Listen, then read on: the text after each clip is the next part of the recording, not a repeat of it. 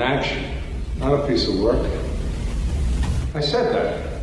Did I not say that? Sir, if I could just Don't sir me, Jim. You gonna beg?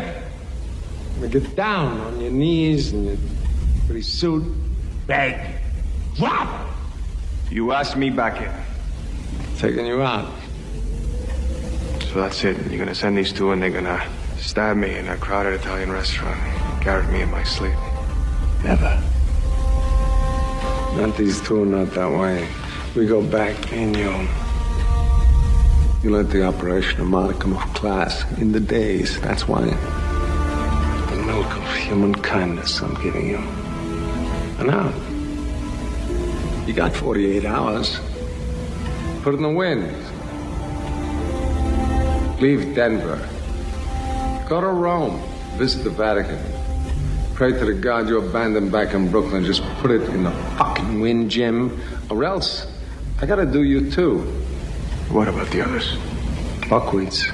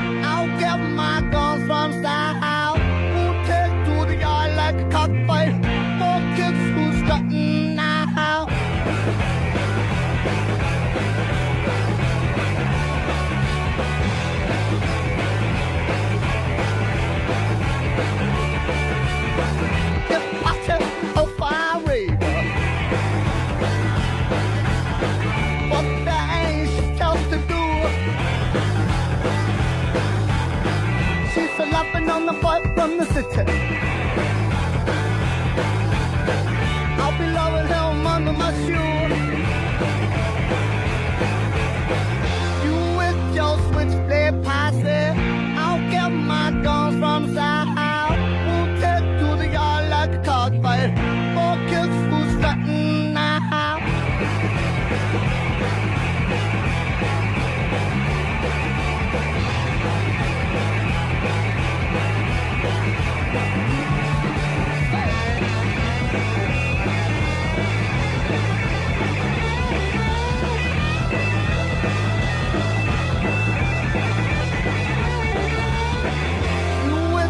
Switchblade posse, I'll get my guns from south.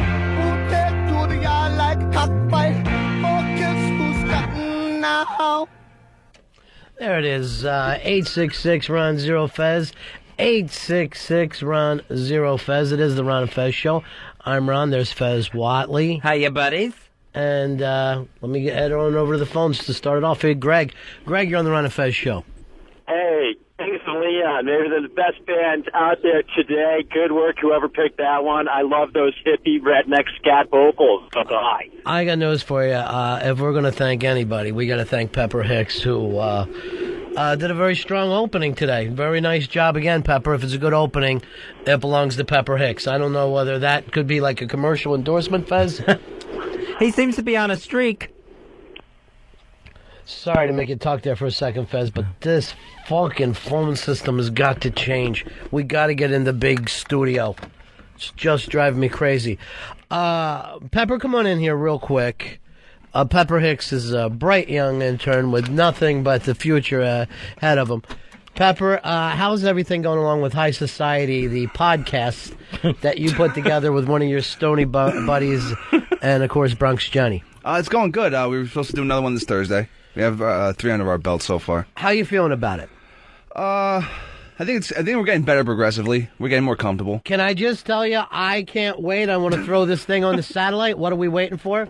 Really? Why are we wasting our time with old-timers like Next or CT and Jiven when we've got the fresh young kids ready to pop up and start the future now? How quick are you guys ready to jump on? Can we get you on the satellite to do a live show soon. Oof. What makes you nervous about this? We might be able to do it. Do you need to hear that John Fogerty put me in, coach? I'm ready to play. Is there something I need to do right now to get what is holding you back? Do you not think that you're good? No. Yeah. You don't think that you're good? I don't know. I just want to be ready. I don't want to. I've been doing this half my life. Me and Fez ain't ready. We stink. So all you got to do is just jump in. I think you're ready. You named the show. That was a big step forward. Now, you haven't even heard him yet, right, Fez? No. Why not? You were given a disc. I know. I was given 2 discs, actually. You can't listen. No, I just haven't found the time yet. You have 21 hours a day with nothing to do. I know. I forget. It's out of sight, out of mind. I forget to do it. Do me a favor. Yes. You seen your therapist today? Yes. Give her one of the podcasts of High Society. I don't know what's on the disc. Yeah. So I don't know what I would be handing her. You know you're better than Than and Sam. That goes without saying. I don't want to say that. Yeah. But if you had to. Who do I need to talk to? Bronx Johnny? Every team should have somebody who's pushing the agenda forward. Bronx Johnny's kind of a nervous wreck sometimes. Really? Yeah, a little bit. All right. Well, what about this other? Who's That's your other just because buddy? of immigration. He was born in this country, I believe. But how he ended up with an Ecuadorian accent, I don't know. Who is your other buddy that we don't know? Oh, this is a guy, Chris, and a friend of mine from high school. Yeah, your old high school pal. Yeah. Best way to start a band, worst way to start a radio show. Should I talk to him? Is he the balls of the group? Is he the one who says, hey, we're ready? You know, Brian Jones had to push Mick and Keith, and then the minute they got out there, what'd they do? Stabbed him in his narrow back and went on. I think if we get something done this Thursday, we might be able to go on. Jesus. Let's get an interpreter and talk to Bronx Johnny. Maybe you're ready. All right, I try to throw it to you. I try to put you in there. Right. All right, 866-RON-0-FEZ. 866, it's Ron-0-FEZ. Ronnie, you mentioned me going to my therapist today, and I do have my report ready from yesterday. I know I had another meltdown yesterday, and I was going to go home and just jot down some thoughts, a report of how I was feeling. I said that to you yesterday, Fezzy, just to stop the tears. And I'm being serious with you right now. I don't know whether you should dwell in it. I never know what gets you into those moods. But I always think if I come up with like a little job for you, then it gets you out of the mood. Well, I go like, Fez, I need you to go in the back and count pencils. You feel like you have a little something to occupy yourself. Well, I mean, I did the report, and I think it's an honest assessment. First of all, before we get at anything, I do have a spy report. Ooh. Spy report. And this, I believe, is an exclusive.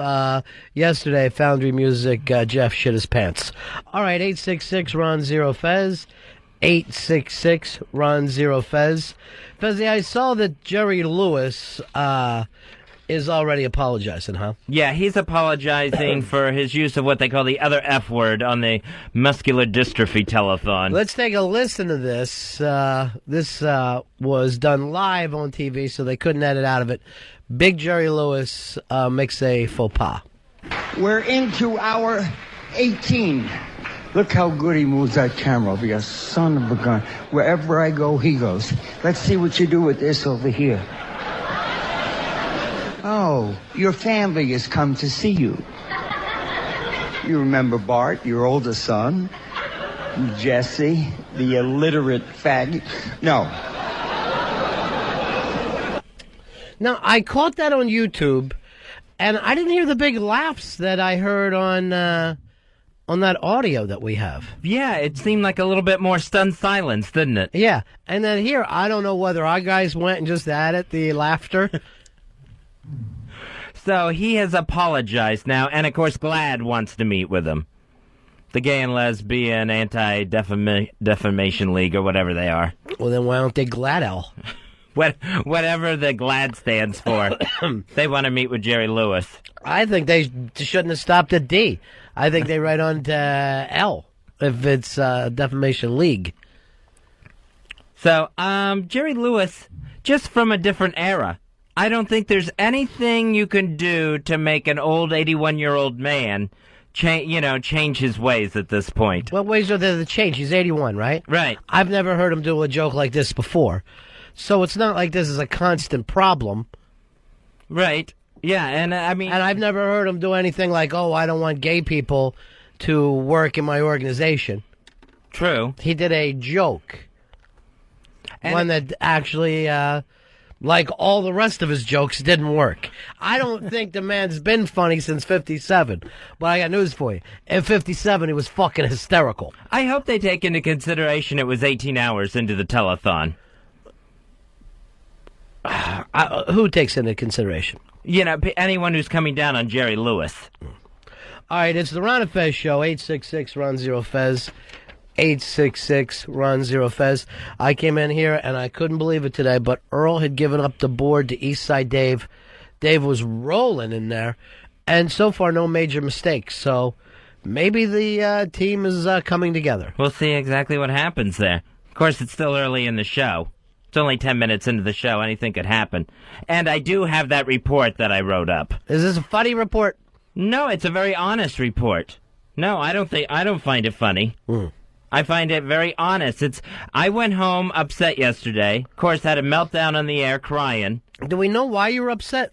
I think most of it had to do with my Jerry Lewis? No, not Jerry Lewis. My drug use. Well, did you get the email I forwarded to you that some woman wrote and said Klonopin has to be done every day, not occasionally? Yeah.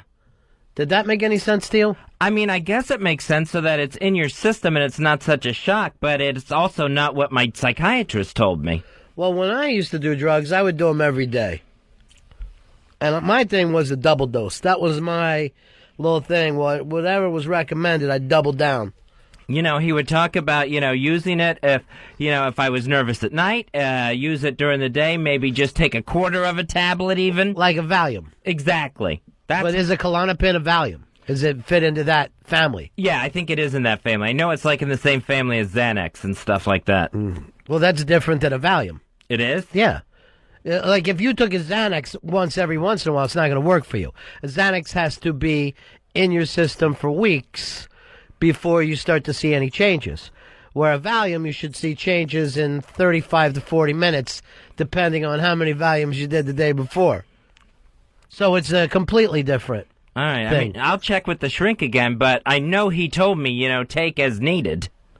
Okay. But I'm just saying that, just because a shrink said so doesn't make it correct. There's, sometimes they disagree with each other. Hey, Seth, you're on the Ron and Fez show. Hey, Ronnie.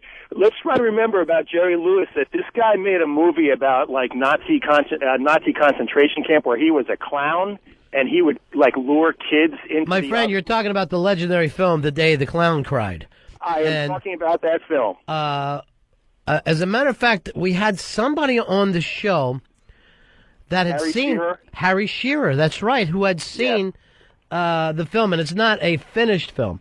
But basically, Fezzy, it was and it was done seriously. He was done as a clown, and he was in the concentration camp, the clown was, and he would get the children to follow him into the gas chambers and be like having like a fun little clown show before they were killed. And it was done as a serious dramatic piece. It wasn't a comedy. And apparently something about it didn't work. Maybe the darkness of it. Well, I mean, there's a lot of dark film. Go back to that other film that won the Academy Award for that Italian guy, which was basically a guy clowning around with his kid. It almost seems like a ripoff to me. The Life is Beautiful from like 97 or whatever. Everybody loved that film. Although, show me a fucking person who's seen it a second time. Everyone act like, oh, this guy's brilliant. He hasn't done jack dick since. Roberto Benigni. Idiot. Here is Matt. Matt, you're on the Ron and Fez show. Hey, Ronnie, how's it going? Yeah. I hate to criticize you, my friend, but you're a bit off on the Valium Xanax thing. Valium, Xanax, Klonopin, they're all benzodiazepams. They're all in the same class of drugs, and they all have relatively similar effects on your body. They'll all work in slightly different ways. I'm stunned. I didn't know that because people that I know who went on Xanax said we can't, see any results for, I forget what it was, 4 weeks or whatever. But it's not like you take a Xanax and feel good 40 minutes later, where with a Valium, you should know if it's working 40 minutes later. We're trying to snort it? Well, you can crush it up. I like to, always have some hot water ready to go in so it's quickly into your system. All right, so there you have it, Fez. Maybe your shrink is right, but again, maybe your thing is different than most people, or I'm going to go so far to say this, maybe that's not what's bothering you. That could be. And also, I know I have a very sensitive system to drugs. I know you can't handle alcohol. You get drunk faster than any man I've ever met in my life. I've seen you get drunk on one beer. Yeah. For a guy who spent a lifetime drinking. Yeah. I build up no tolerance. In fact, just the opposite. The tolerance has gone the other way. Well, could that be your diabetes? I think so. I think that's like some sort of rush that the diabetes gives me. They always say a spoonful of sugar keeps the, does something good. I forget. Helps the medicine go down. The what? The medicine go down. Oh, the medicine go down. What is it again? Medicine. No, spoonful of sugar. Oh. Pick it up from there. So maybe that's what you need every day, a lot of sugar. Sugar packets. No, that's not going to help because that's going to make me wacky from the diabetes. That's going to have my head spin and give me headaches and stuff. Of course, I still do have this report that I did yesterday, the assignment that you gave me. How long is it? I gave you the assignment to try to shush you. Yeah, but it's only a page long, and what I did was I went home feeling bad, still all teary-eyed and everything. So what I did was, instead of just sitting down and trying to work something out, I just let the random thoughts that went through my head the rest of the afternoon, I just put them down on paper as they came. So it may be a little, out of sync and stuff. Here's Tom. Tom, you're on the Ron and Fez show. How you doing, buddies? Hey, pal. Hey, I got a thing for Xanax. I'm going to have to say they do work instantly because after sitting up for 2 days on an 8-ball, nothing brings you down better than a couple of Xanax. Well, you're talking about landing gear right now, my friend, and everybody understands that you do need some landing gear in your pocket, even if it's just to reach in and touch it. Like, you know what? I don't want to do it, but I feel better knowing that it's right here. I feel better knowing that I can bring this plane down. Woo! Woo! My heart's beating like a rabbit. That's a thrilling feeling. When you're just fucking locked in a hotel room and you say to your buddies, I don't know if we're going to make it out of here, man. I just have a bad feeling about this party. That's exciting? Yeah, well, it might surprise you, Fez. You're not the first person who's ever disliked themselves. But some people like to punish themselves in a funner fashion than you do, than just locking yourself naked in your closet and crying because somebody didn't take you to the circus at age 4. I go verbal instead of drug use. I just use my inner voice to beat myself all around.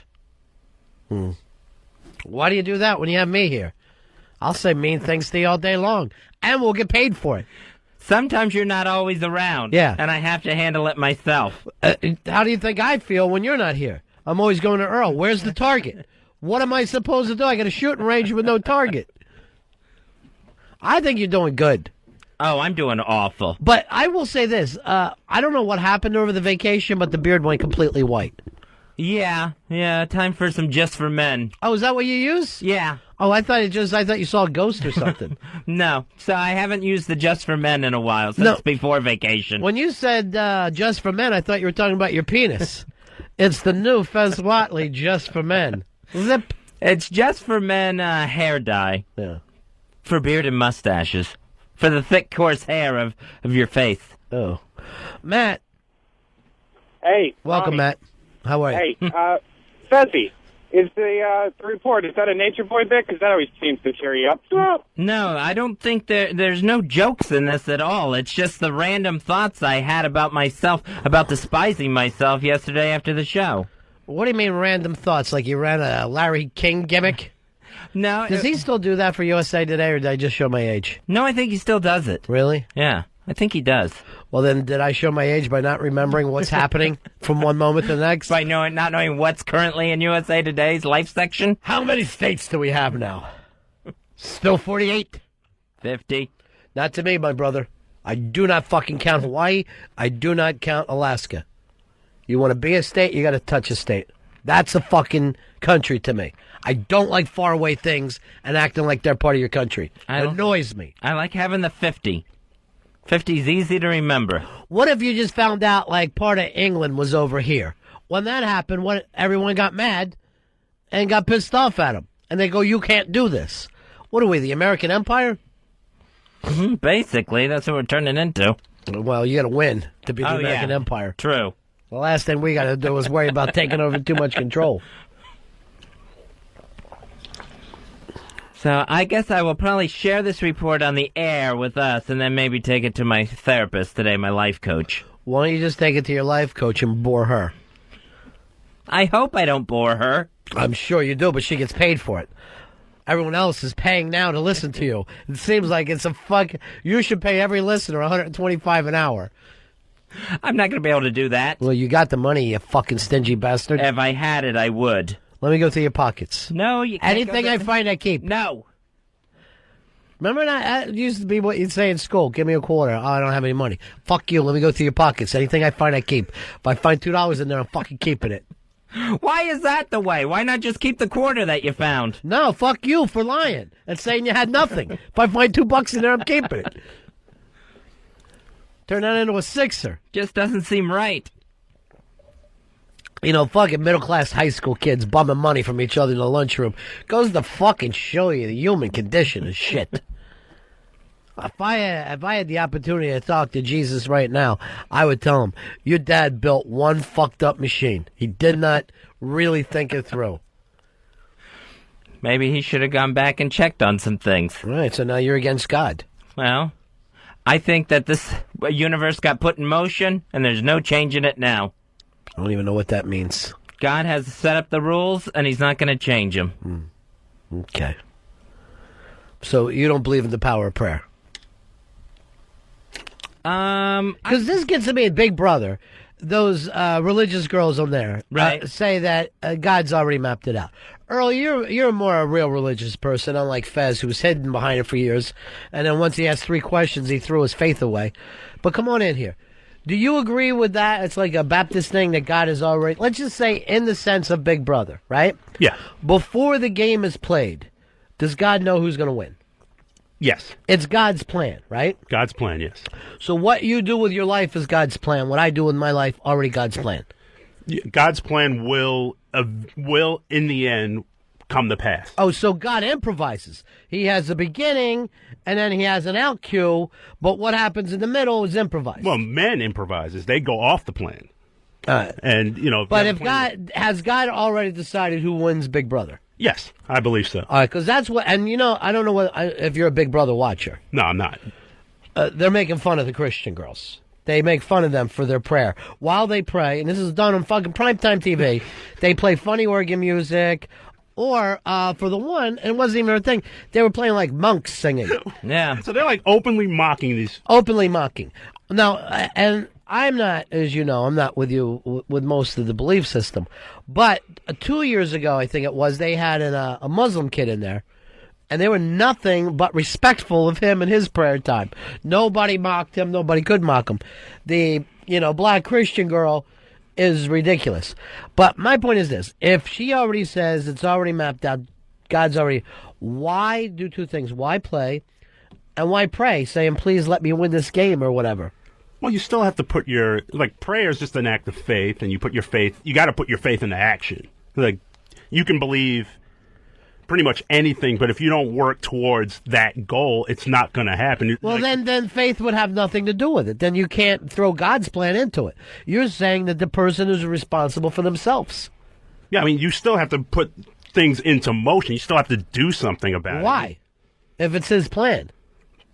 I understand that, but I always go by that. There's a phrase in the Bible: "Faith without works is dead," and you just have to. You still have to make the necessary steps to get to whatever that goal is. But you can do that without faith. You don't need faith to do the steps. So work without faith works a lot better than faith without work. But even so, where you have a situation where, like, a lot of faith comes in things that are virtually impossible. Like, I'm just throwing this out there, like the 2004 Red Sox. They had faith. Yeah. Like Johnny Damon, basically, after getting swept by the Yankees, he's like, we are going to... I mean, they're buried. They're not going to win the division. He goes, we are going to be in the World Series, and we are going to win the World Series. There was no evidence of that. But there wait, was no... but you act like that's the only person who believed that. No, the Yankees believed the same things. The Yankees fans believed that they were going to win. People believe things. It doesn't make them happen. You can't pull out the occasional, I had faith in one, unless you show people who had faith and lost. I mean, I'm just using that as an example. Now, there was a situation where... But I'm saying that's not a good example because you're not using everything that goes into it. If you're going to do it scientifically, you got to put in all the information. And I guarantee you, Derek Jeter had faith that he was going to win the World Series. Absolutely. I mean, in an athletic competition, there's always going to be two people who have the same faith, who believe the same thing, and one person's not going to win. Yeah. Because it's preordained, or because someone's faith wasn't as strong as the other guys? I have faith right now. My faith is this, Fezzy, that a pocket can hold water. Now, if I can do this, and I believe I can... And you truly believe. All right, I don't want you to move. You truly believe. I believe that a pocket can hold water. Okay. Please, Lord, let this pocket hold this water. All right, we will see. There it goes. There it goes, Fezzy. This is amazing. Oh, wait a minute. Yep, well, I held it for a couple seconds. Yeah, held it for a little bit. Yeah. Yeah. Well, why, Lord? Why did you make a fool out of me here? Why did Earl's pocket not hold Did water? I not have enough faith? You seem to have enough faith. You were believing it going in. You know what? Now that I come to think of it, I don't think it was faith I had, but sarcasm. Oh. I think I had sarcasm. And sarcasm can only get you to pour. Where are you going, Earl? What's in there that's got you so upset? Why are you in... Well, I'm just leaking. Why is it still running out of your jacket? I pulled a lot of water in there.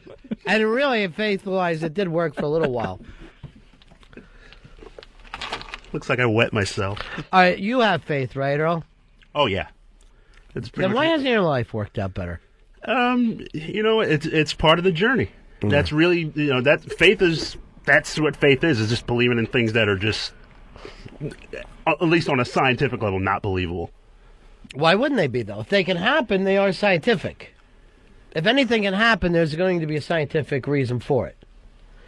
Like the Red Sox coming back. It's a long shot, but mathematically it had to happen sooner or later. Yeah, and I watched that series, and there was just things that happened that would never happen in a series of any kind. I disagree. Every game you see, there is a funny bounce.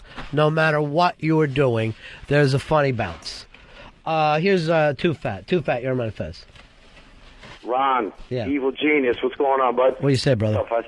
Hey, I wanted to say, like, I do believe, I have faith, but at the same time, I think you control your own destiny, and I'm Christian too, so I don't know. And I also wanted to ask Earl, if I have to go to heaven and keep saying holy, holy, holy, I'd rather go to hell. All right. Well, here's the thing: we're not saying whether faith works, and we're just trying to define it.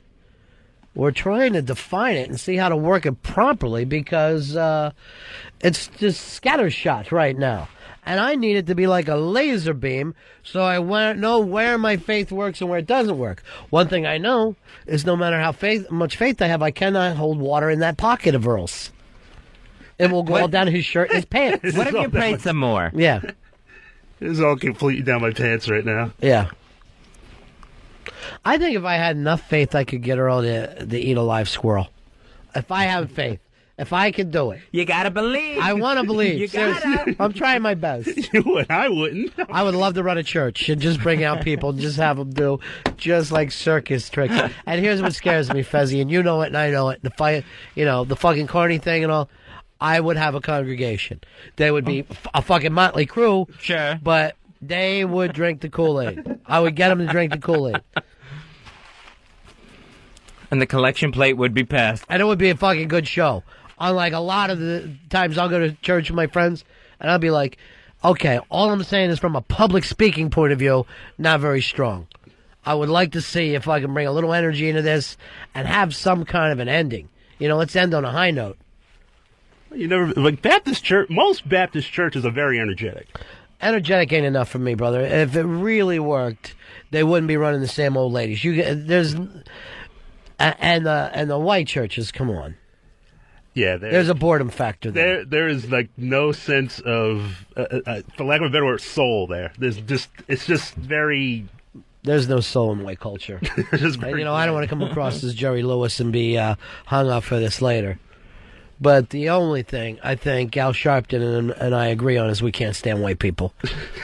Like watch, like here in New York, they have this channel called the Word Channel, and it's just basically it's 24 hours of the Word of preachers, basically. Yeah, and it is so entertaining. On top of everything else, it's highly entertaining. It's got to be entertaining for you to get money at the end of it.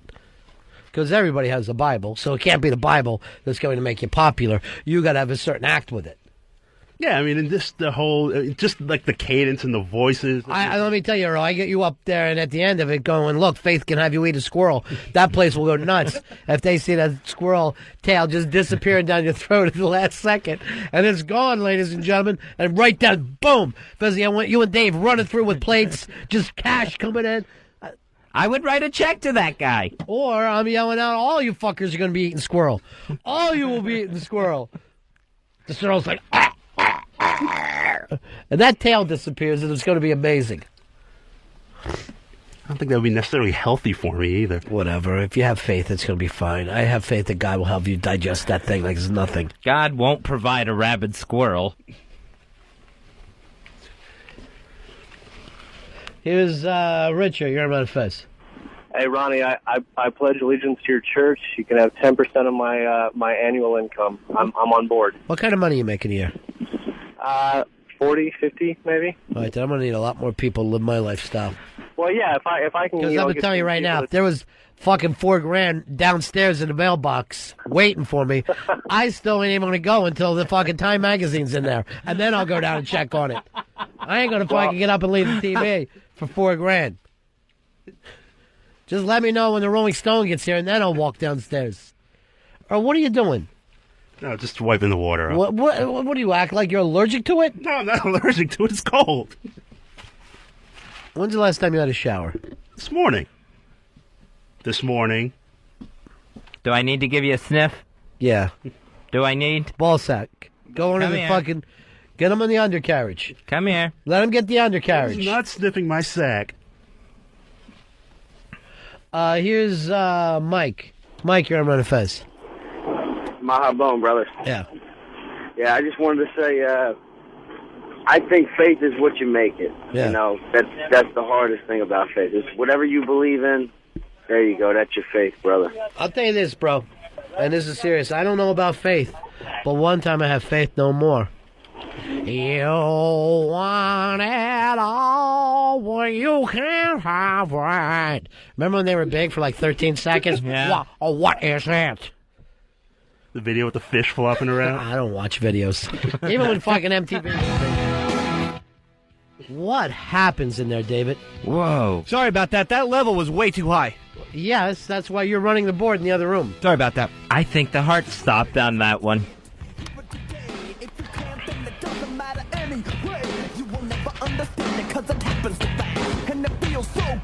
Why did people think this was good?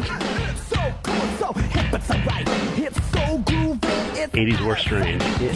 Was this 80s or early 90s? 89. But it makes no difference cause it's not You want it all, you can have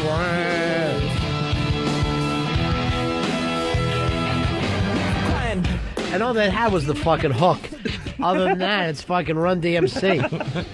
I remember PETA got upset because the fish was flopping around and they said they were torturing the fish. It's a fucking fish. Doesn't even have legs, PETA.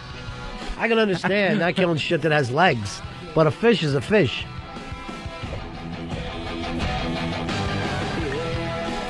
No central nervous system. Although Whoopi Goldberg is in a little bit of heat right now because she took the Ronnie B. Hey, didn't Mike Vick grow up dogfighting? Boom. They're all over her now, swarming on her. I noticed this, and I'll give black people credit for this. They stuck up for Michael Vick because he was black more than if he was a dog killer. Yeah, I mean, there's still Falcon fans and people in Atlanta, they still defend the guy. Black fans. Black fans, yeah. Absolutely. No white fans. And they'll still wear the jerseys. My friend lives here in New York. He still wears the Vic jersey. He doesn't care. What's he going to do? What's somebody going to hit him? No, he's gotten dirty looks about it. From who? A poodle? I guess dog lovers. I just yell out, hey, I wasn't going to kill your dog. This is my dog.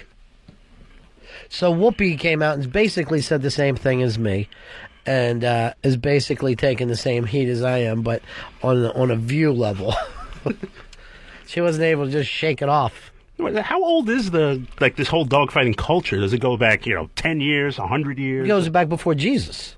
People were gambling on animals fighting each other. That's Roman stuff. So it's just she's making the argument it's just an extension of his culture and how we've grown up. Yeah, right, which, doesn't give you a right to it. You know what I mean? It doesn't give you a right, but instead it's setting up so people can discuss things rather than fucking freak out. You know what I mean? Like, that's what I say, too, about the Jerry Lewis thing. That, okay, if you have a disagreement, and obviously the guy improv the joke that is now no longer politically correct, but why not discuss what that means? Why act like right off the bat, we got to get Jerry Lewis off the air when he's only on the air one day a year? And then what's that? Give money to the kids in wheelchairs. Yeah, why can't people talk about things anymore? Yeah, I mean, I wasn't offended by the comment at all. Were you offended by the Michael Vick thing? Would you have kicked him? Would he go to jail, in your opinion? Or are you with Whoopi? I don't think he should go to jail. What would you do with him? I mean, a fine maybe, but federal charges and state charges, that's a little bit too much. But they didn't pick him out of the lineup and do that. I mean, those laws already existed. It's not like, hey, we found out Michael Vick is into something, so let's do it. I understand that, but and I'm not being anti-dog or anti-animal. It seems like you're anti-dog. You're a cat girl. Yeah, I hate cats. But would you have them fight each other? The problem with cats is they won't. Yeah, they'll run. They will fight a mouse, though. You give them something small, they'll kill it. After toying with it for a while. Yeah, I mean, growing up, we had cats, and then one time I woke up, I was like 7, and I saw the cat's fucking? No, you got up and just start jacking on no, it? No, a cat toying with the mouse before he finally just put it out of its misery. It's really cruel how they just do that. Here's Harrison. Harrison, how are you, buddy? Hey, guys. Well, Michael Vick said as far as his culture, well, Norway and Japan can whale. That doesn't mean that it's right. No, I agree with you 100%. I'm not disagreeing with you. All right, well, but it doesn't mean that you fucking rain on whoever it is. You know what I mean? It doesn't mean like, okay, because somebody has a different belief system than you, that you're gonna fucking take them off the table. Yeah, I mean they've essentially not only taken away his freedom, they're taking away his livelihood for good. I like the fact they're taking away his old money, the $22 million they already gave him. Yeah. Fuck you, I want that back. And they would have done the same thing if he would have broke his leg. Pro football blows. Oh yeah, it sucks. ESPN News, they had that show where it's First and 10, and Skip Bayless was like he should give his signing bonus back, and the other two panels were former players, and they just looked at him like, he's like, no, with all due respect, you're insane. He goes, we don't Why get enough. Why did they say all due respect? I mean, they were trying to make it a civil conversation. And they mentioned it. Most of the money that these players make is not guaranteed money. Absolutely not. And the only money that is guaranteed is when you put your name on the contract. The only money that's guaranteed is the money that the fucking owners get. That's the guaranteed money. That's the big money. Hey, Robert, you're on Ron and Fez. Hey, Ronnie B, how you doing, brother? Good, man. Yeah, I'm from Birmingham, Alabama. I'm from a lot further. Birmingham. Hey, that's the finest city in Alabama. I appreciate it, brother. Yeah. And dog fighting is not a Southern culture thing. It's a gangster thug culture. There's a whole lot more Latino gang guys fighting dogs out in L.A. than in the South. I mean, I've lived here 46 years, my whole life. Never seen anybody that. No, those swamp people and hill people will do it too. White people. Because I know they do it in Florida, Fez. Right, yeah, we got to make sure these people get cable, something for entertainment. Unless there's dogfighting on TV, I don't think they're going to be all that fucking impressed with it. The fucking Whoopi Goldberg telling me what's a Southern culture thing. She can kiss my ass. No, that's Southern culture right there. You telling a black woman to kiss your ass. Did you grab that Birmingham song by Randy Newman? Here we go. This is all about Birmingham right here, finest city ever. Got a wife, got a family, earn my living with my hands. Rolling is still downtown Birmingham.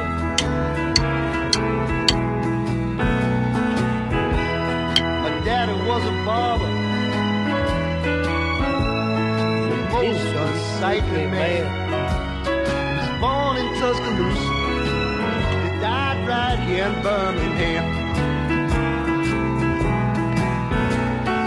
Birmingham, Birmingham, the greatest city in Alabama. You can travel across this entire land. There ain't no place like Birmingham.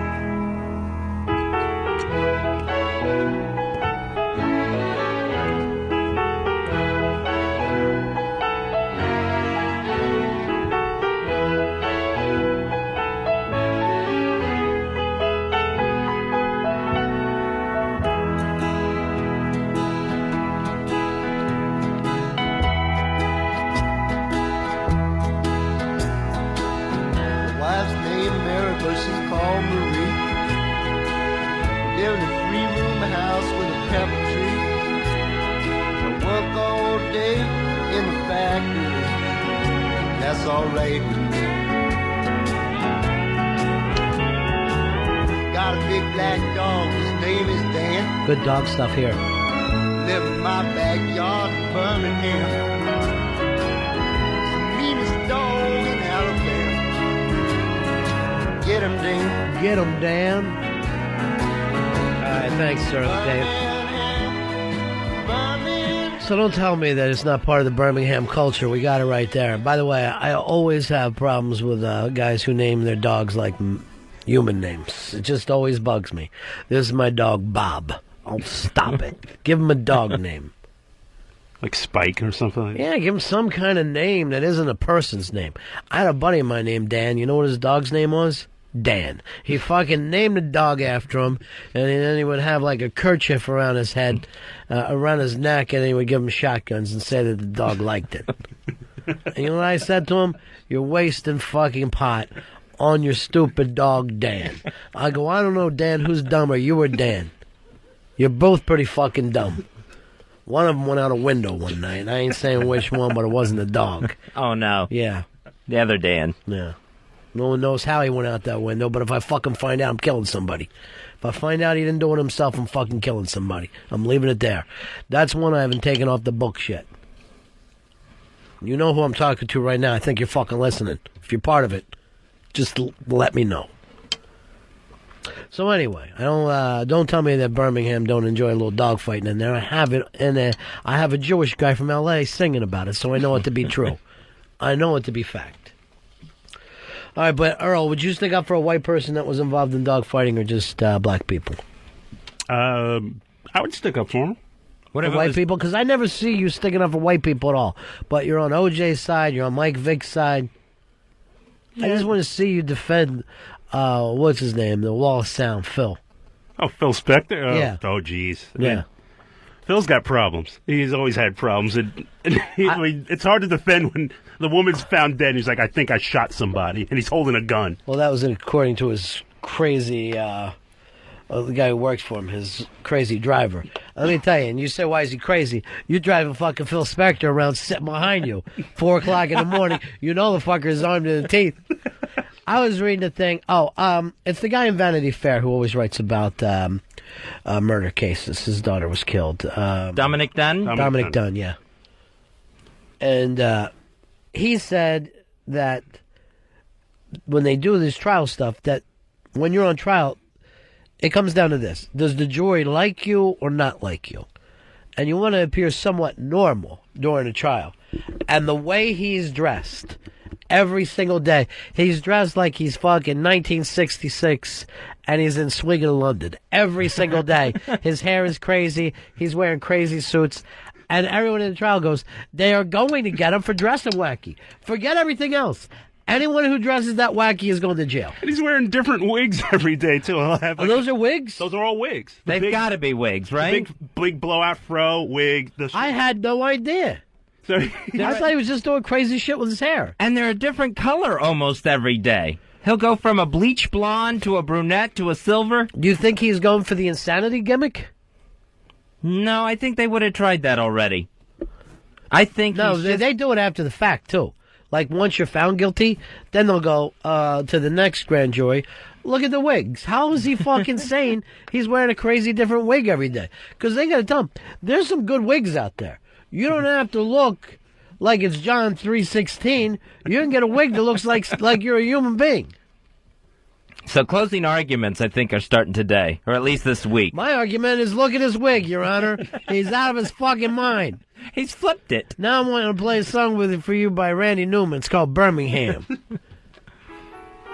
There it is. Randy, please take the stand. All right, stop it, Dave. I had enough of that. I like it when Phil Spector's lawyer just says, I'm not coming to court anymore. I'm just done. What lawyer was that? I don't know what his name was. He's got a team of lawyers. Yeah, I think it was one of the head ones, though. I think it was one of the lead attorneys. Yeah, but if you got a bunch of them, what do you care if somebody doesn't show up? Yeah, and he's showing up like with these enormous bodyguards basically surrounding him by the perimeter. He's got like a young wife. She's only like, what, early 20s? He's like, no, he's not crazy. That's the beauty of it. I don't give a shit what you're doing. If you got money, you're going to be getting pussy. Pussy will stick to you. Yeah, they said women are still are attracted to him. He's still getting letters from women. Yes, when you're sitting on a giant wallet and they know you're out of your mind, of course they're going to love you. I mean, but even so, like, how many times have he's done this more than once? He's pulled guns on people. There's a million stories of him pulling a gun on people. Right. You wouldn't. Why did it take this long? That's my fucking question. Did he really say kiss the gun to her? That's one of the things that is alleged, that he said kiss the gun. This fucker's going down. And you know, when everyone's acting like he's a genius, since when? When's the last thing he did? Don't fucking bring Let It Be or that fucking John Lennon rock and roll album out to me, because I ain't going to fucking stay with either one of them. And he did a Ramones record. Yeah, thank you. In 79 or 80. Yeah, 79 or 80, something like that. Stop it, Phil. Put on a nutty wig and get in your cell and fucking stay there.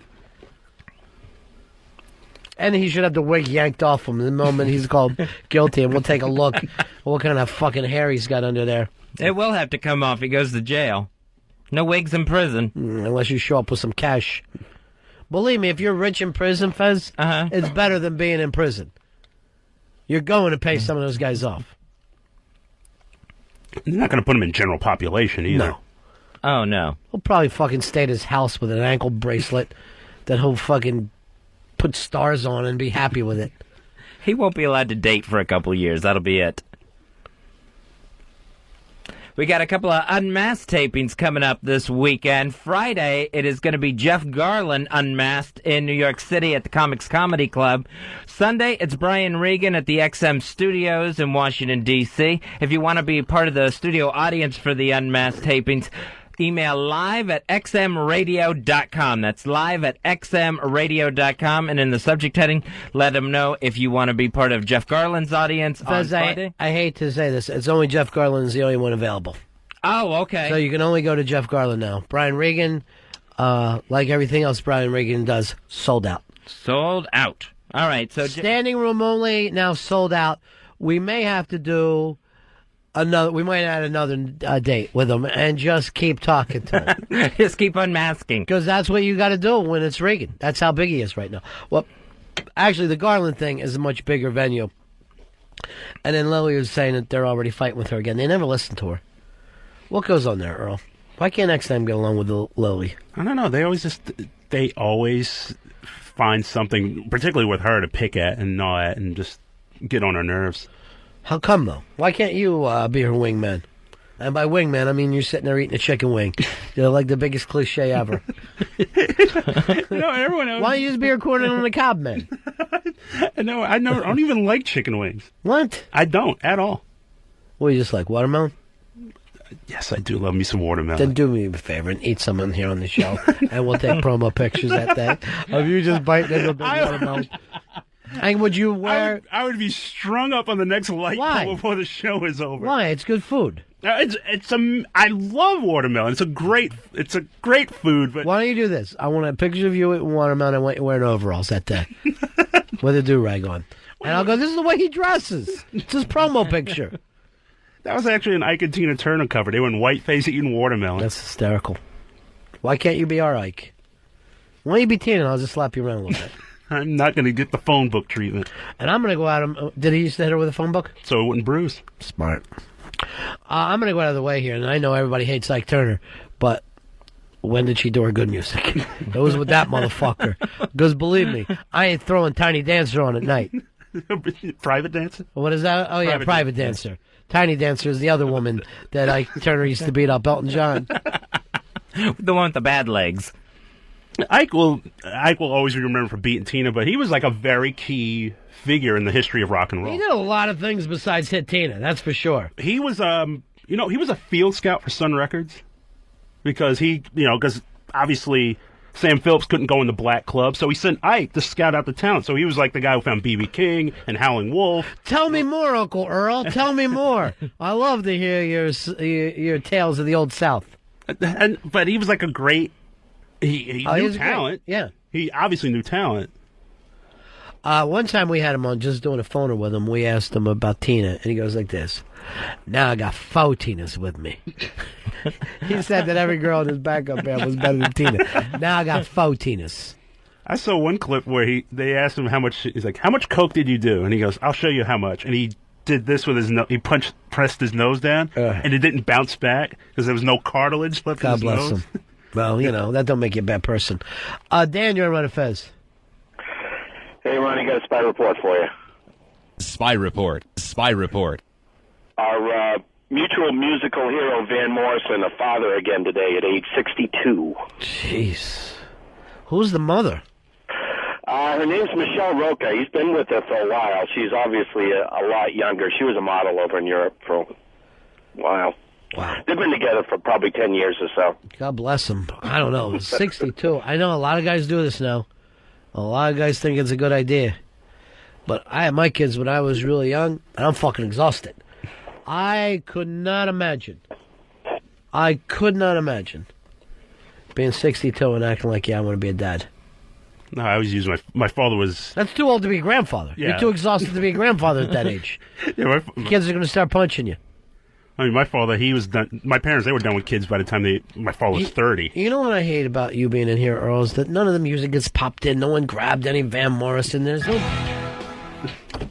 What? Shoot. Sorry about that. Did you really just go back and fucking try to play Faith No More? No, the duet acted up on me a little bit. Oh, the duet did it on its own. Exactly when I said we're not getting any music. Here we go.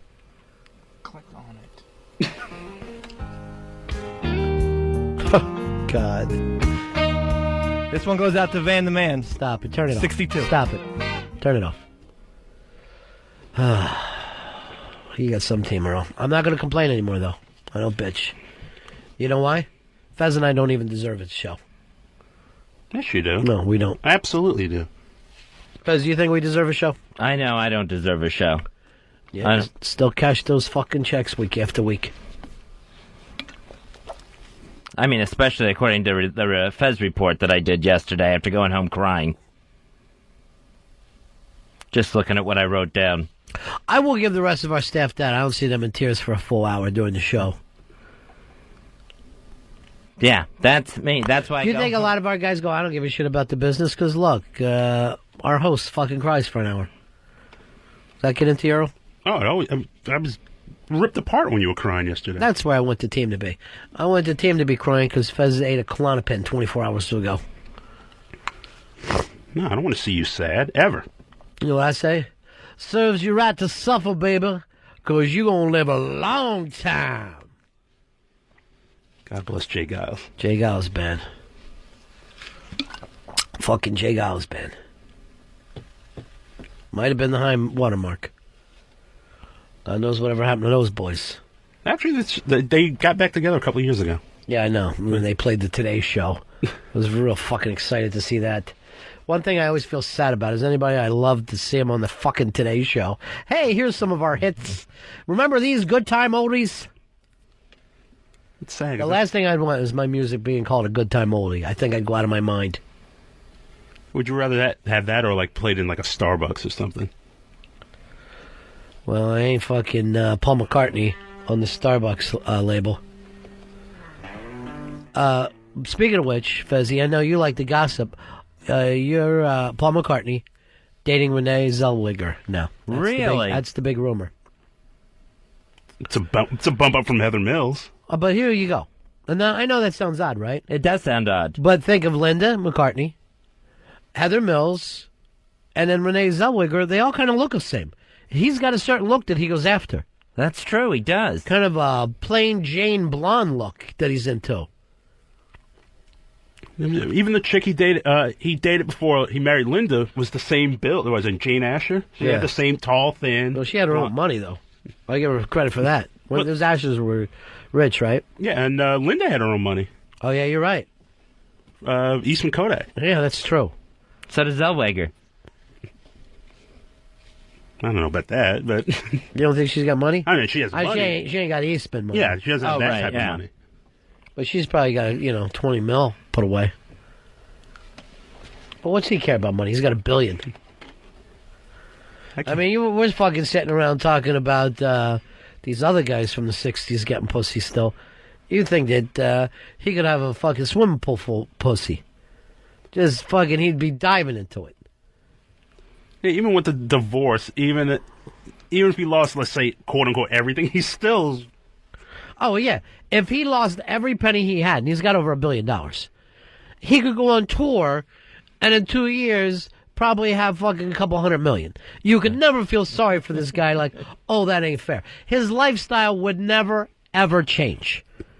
Whether he makes more money or loses a ton of money, his lifestyle wouldn't change. He could find out, oh, Paul, I got good news. You made $200 million. Nothing changes in his day. Or, Paul, bad news. You lost $200 million. Nothing changes in his day. Everything goes on the way it did the day before. And what if he did even if he said, I want to play Vegas for a week. The money that's going to be there for him waiting? Yeah. If he played Vegas for a week? He could do come by and comb Paul McCartney's hair, and it'll cost you $10,000, and people would fucking line up and do it. He could eBay coming in there and having people comb his hair, and I guarantee you he could make $10 million from that worldwide. Look at all the money that the Beatles auction made when they were like, here's Ringo's toothbrush or something like this. This is really silly. Hard Rock Johnny would be in tears to get anything of his. They love that stuff. Paul McCartney touched it. It's insane to me. I mean, I used to be like really into memorabilia. You wouldn't want any memorabilia.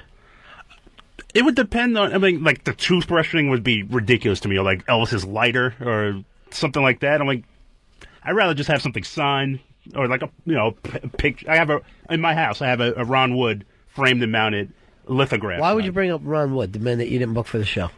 That's just what I have. I mean, I also have a Johnny Cash item that's very special to me. Yeah, but you didn't get it from him. That's why it's not memorabilia to me. Then it's something you get on home shopping. But if it's like Elvis took off his ring and handed it to me like he did to people, that would be great.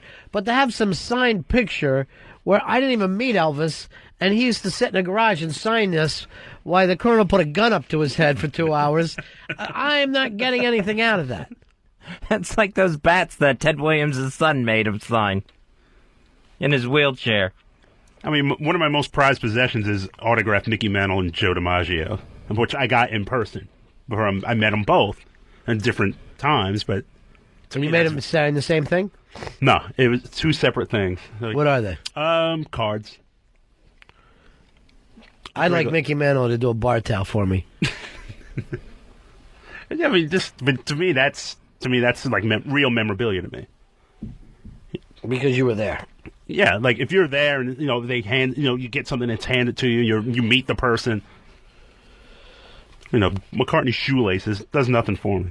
I wouldn't mind saying it. I watched that. Oh, look at this! It's our buddy. We haven't talked to him forever. Mr. Jay Moore. Jay Moore. Hi, boys. hearing really big things about you filling in for Jim Rome. A lot of people are saying great stuff. It's fun. It's a lot of fun to do that show. They got like 3 million listeners all over the. It's a crazy show. And you're talking sports with them. I want to hear from you, Dodgers. What's your ladies' line is available? Where's the wild card line? Call now. How you doing, man?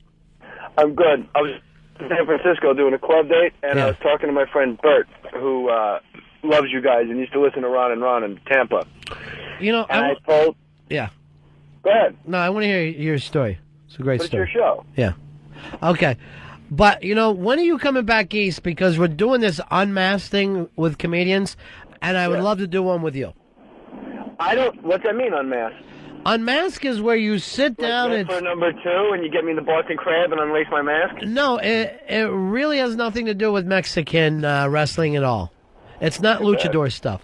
But we take a look what it means to be Jay Moore, how you put together your act, where your material comes from. I don't have an act. That'd be awful with me. That's beautiful. That's beautiful because we find out what happens with your creativity. Now, this Friday we're doing Jeff Garland.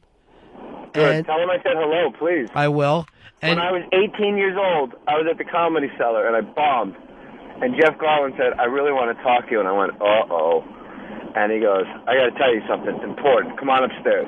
And we got halfway up the stairs. He goes, I can't wait till we get up the stairs. I said, what? He goes, listen to me. You are funny. And I go, all right. He goes, no. And he put my head in his hands, and he goes, you are funny. You're funny. Now just know that, because I had to do another show, and I went, all right. And then the second show, I was all cocky. I'm like, I'm fucking funny, Jeff Garland. And I ate it worse than the first show. This would be this would have been a great story for Unmasked. We could have sat around with that. We could have talked about it. Would have been perfect. Well, my friend Bert no longer has XM satellite radio. Uh-huh. And I said, you have to get it again. He goes, yeah, I miss Ron and Fez. And I told him about how many people could you murder out of 100 after they're all asleep. Yeah. And I said, he thought it was a pretty good bit until I said, and then Ron said he'd have like blood all over himself, like a butcher's apron, just covered in blood, and he'd come around the corner after killing 40 people, and Fez would be in the driveway going, I can't get past the dog.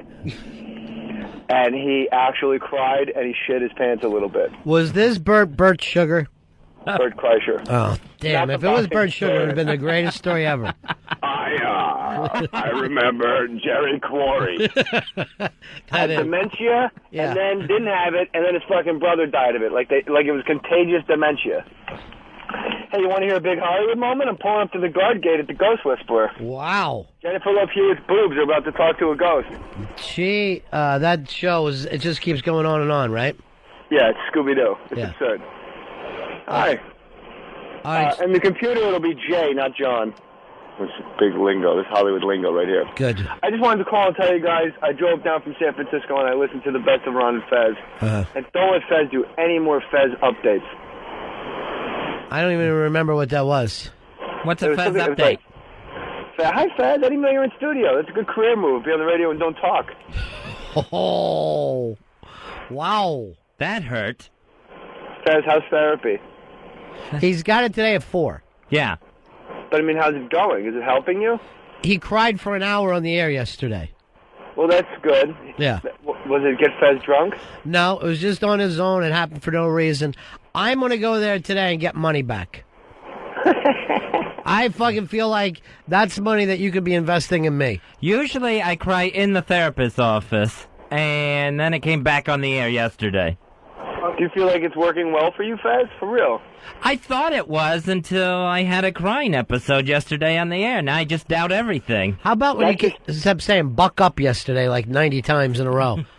I got more emails about going that you got into a buck up lingo thing that you couldn't get out of. I want to buck up. I can't buck up. Ghost Whisperer. The Ghost Whisperer. Why don't they know you, Jay? You're a big star. I don't know. Let him through.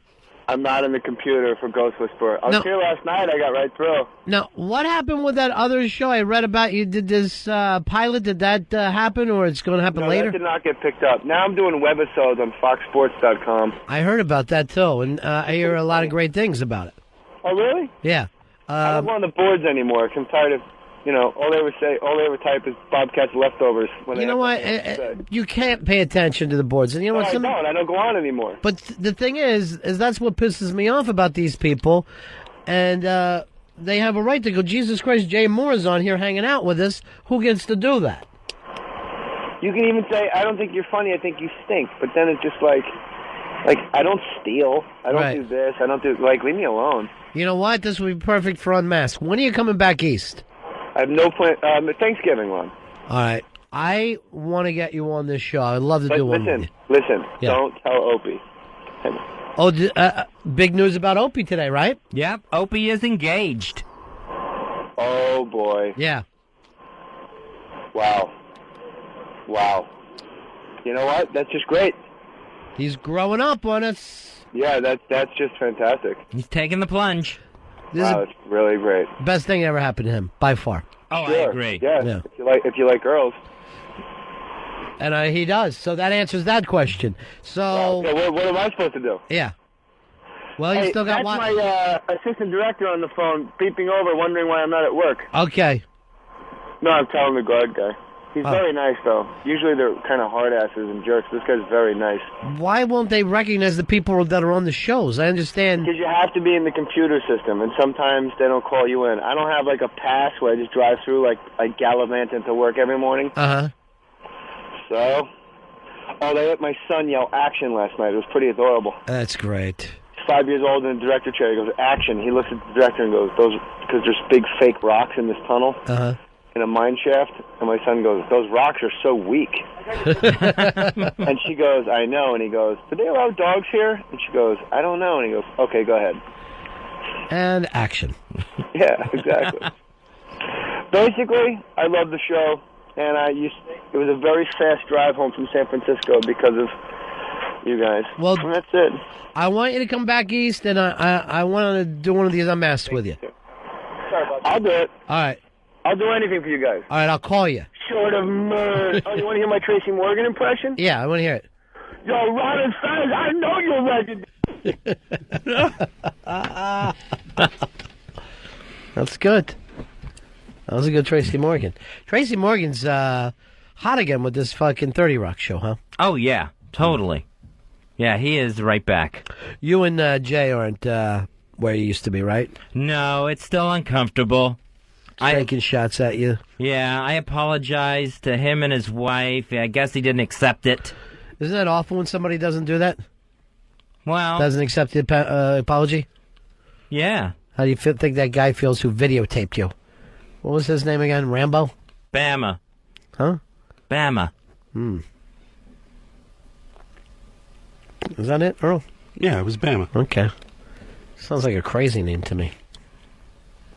So there will be an Unmasked this Friday with Jeff Garland in New York City. If you want to be part of the audience, email live@xmradio.com, live@xmradio.com. You know, I was watching this movie that the Weinsteins gave to us. Earl, what's the name of it? It's like The Hunting Party. Yes. And basically, and my new thing, Fez, is left lying to us. Mm-hmm. The right lying to us, the media lying to us, and then finally, like a fucking rube, I put it all together, they're all on the same team together. Everybody is on the same team together. They're all working for the same corporation. And this movie kind of deals with that because it's about the Bosnian thing, and that there are guys over there that, from war crimes that still have this thing on their head, right? This, warrants against them, but they're just walking around like they don't have a care in the world. Why? Because we're not really looking for them.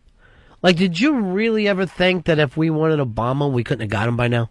Oh, yeah, we totally could have gotten bin Laden. I've never understood why... Oh, I said Osama instead of Obama. I said Obama instead. Obama. Oh, yeah. Oh, gosh. Yeah. And, so, yeah, I've never understood why that wasn't just an extreme priority and relentless. And okay, now, try and understand. As you said here, try and understand.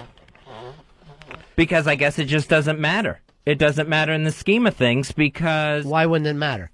It would have been great PR here at home. Right. So in that case, it wouldn't matter. So the fact that it doesn't matter cannot be true. But wouldn't like the foundation on which they built this whole war around, that would be gone. You know, the whole idea of war on terror, we're going to get the number one guy. The number one guy is caught. That main thrust for being in Iraq and being in Afghanistan, that's gone now. So you're saying they never wanted him? I think it was... Because I think that makes more sense than incompetence. I think if you look at incompetence, I just can't believe that you can't get somebody you want him. And I know it's a difficult get because the guy's over there where he's at and all. But if you would have put in that kind of stuff that we put into Iraq and to catching this guy, you think we would have caught him. Oh. Do you believe anybody in the news media anymore? No. I can't sit here and say I have a news guy that I depend on and I can believe in. There's guys that I used to believe in. Give me one. Mike Wallace. Mike Wallace, of course, now he's 90. I always thought he was a little bit of a showboat for me. You know what I mean? Like, I always thought he was a little bit of an entertainer. Derek, you're on the Ron and Fez show. Hey, what's going on, boys? Yeah. Yeah, actually, Newsweek just put out an article about a month ago saying that the U.S. hasn't had a solid lead on bin Laden's whereabouts since July of 2002. They've just been basically standing around with their thumbs in their asses. Well, I'll agree that we haven't heard any news about we think he's here or there, or we came close. Nothing since Well, not only that, but also his troops are ordered that if there's within a 99% chance of capture, his troops are ordered to kill him and themselves, that they won't even take him alive even if they do get close. All right, thank you very much. I don't even know whether I would believe that or whatever, but, it would not be, I can imagine the guy would rather die than go out, but what does it mean that we haven't got close to him? Hey, Mary, you're on Ron and Fez. Hi, guys. Hey. I just wanted to let you know some really interesting trivia. Mm-hmm. You remember we went into Somalia in 1993 or 94. Black Hawk Down. And did you know that Osama bin Laden was documented in Somalia until 1996? And he was very publicly moved out of Somalia by some really good friends of his that I believe are Egyptian. So we've known where he is. I don't believe that we don't know where he is. We know where he is. It's just... Do you think we still know where he is? I think that we do. I think that we just wouldn't have an excuse to keep going in Iraq now because. So you believe in Earl's thing that it's good to have that guy out there as a figurehead. Check this out, though. Here's the thing. From what I understand, and I'm a student of political science, so from what I understand is the reason that we're in Iraq is because we're trying to get a seat on OPEC. The reason that we're pushing the Americanized sort of government in Iraq is so that we would have sort of not control, but we'd have like an ally on OPEC. Because if you look at all the OPEC nations, Iran just signed a deal with China to sell all their oil there, and Saudi Arabia and Russia are teaming up now. So we've lost two allies on OPEC, and you know that Saudi Arabia controls the GCC. All right, Mary, let me ask you this. Because I believe that you believe some of these theories, but why wouldn't the United States government just say to the United States people this? Hey, here's what we're doing. We're trying to get a seat on OPEC. The only way we're going to be able to do that is to whip a little ass over there and move our troops in. I know then the American people wouldn't support it. We had to create some kind of controversy or some sort of reason to rally against the government that was existing in Iraq for us to have an excuse to go over there. Because but let's just really think for a minute. Would the American people go, if this is the only way to be able to do this, this is what we have to do, should we do it? I sure think a lot of people would say, finally, we're being treated as adults. And I agree with you there. We can stop this fake thing that they whipped on us when we were little kids about the land of the free and the home of the brave, and just say that, we are a band of people who were in the business of business. This is good for business. It's going to keep us safe and free. And should we do this? And then stand up and do it on those fucking reasons.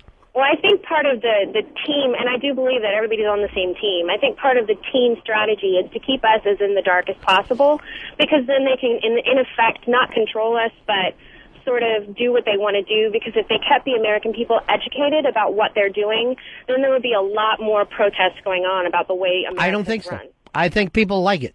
I honestly think people just would rather not think about it. They'd rather think about their iPods and their games and you know, whatever they're drinking. But I don't think for a second anyone thinks, let's say, Hillary Clinton or we'll throw it over Fred Thompson, that anything is going to change no matter which one of those people gets in. No, I don't think you could sit here as an adult and go, these people are on opposite sides of each other. That they're going to lie about some of the, you know, oh, I'm pro-abortion, I'm anti-abortion, I'm pro-gay marriage, I'm anti-gay marriage. Shit like that really doesn't matter. It doesn't have anything to do with money. But in all the money issues, they're on the same fucking team together. I wonder with the OPEC thing that she brought up, if that was the case, if that was really going on, wouldn't you just kind of, wouldn't you bring that up when the president has to keep going back to Congress saying, I need another $80 billion here and an $80 billion there? He gets it, right? Yeah. So that's not the problem. Okay, but it seems like if you could say this war is going to pay for itself, that might be another selling point to the American people. The American people are already okay with it. Right, but I mean, he's losing support on this thing left and right. Has he lost any power? What does losing support mean? Losing popularity. Well, what does that matter? Yeah. In the terms of what we're talking about here, which is money, what does it matter if he has 35% or fucking 65%? He's already got the gig. And they're going to turn it over to somebody else who has the gig after that. Whether that person happens to be popular or unpopular, what's really the difference? Yeah, I see what you're saying.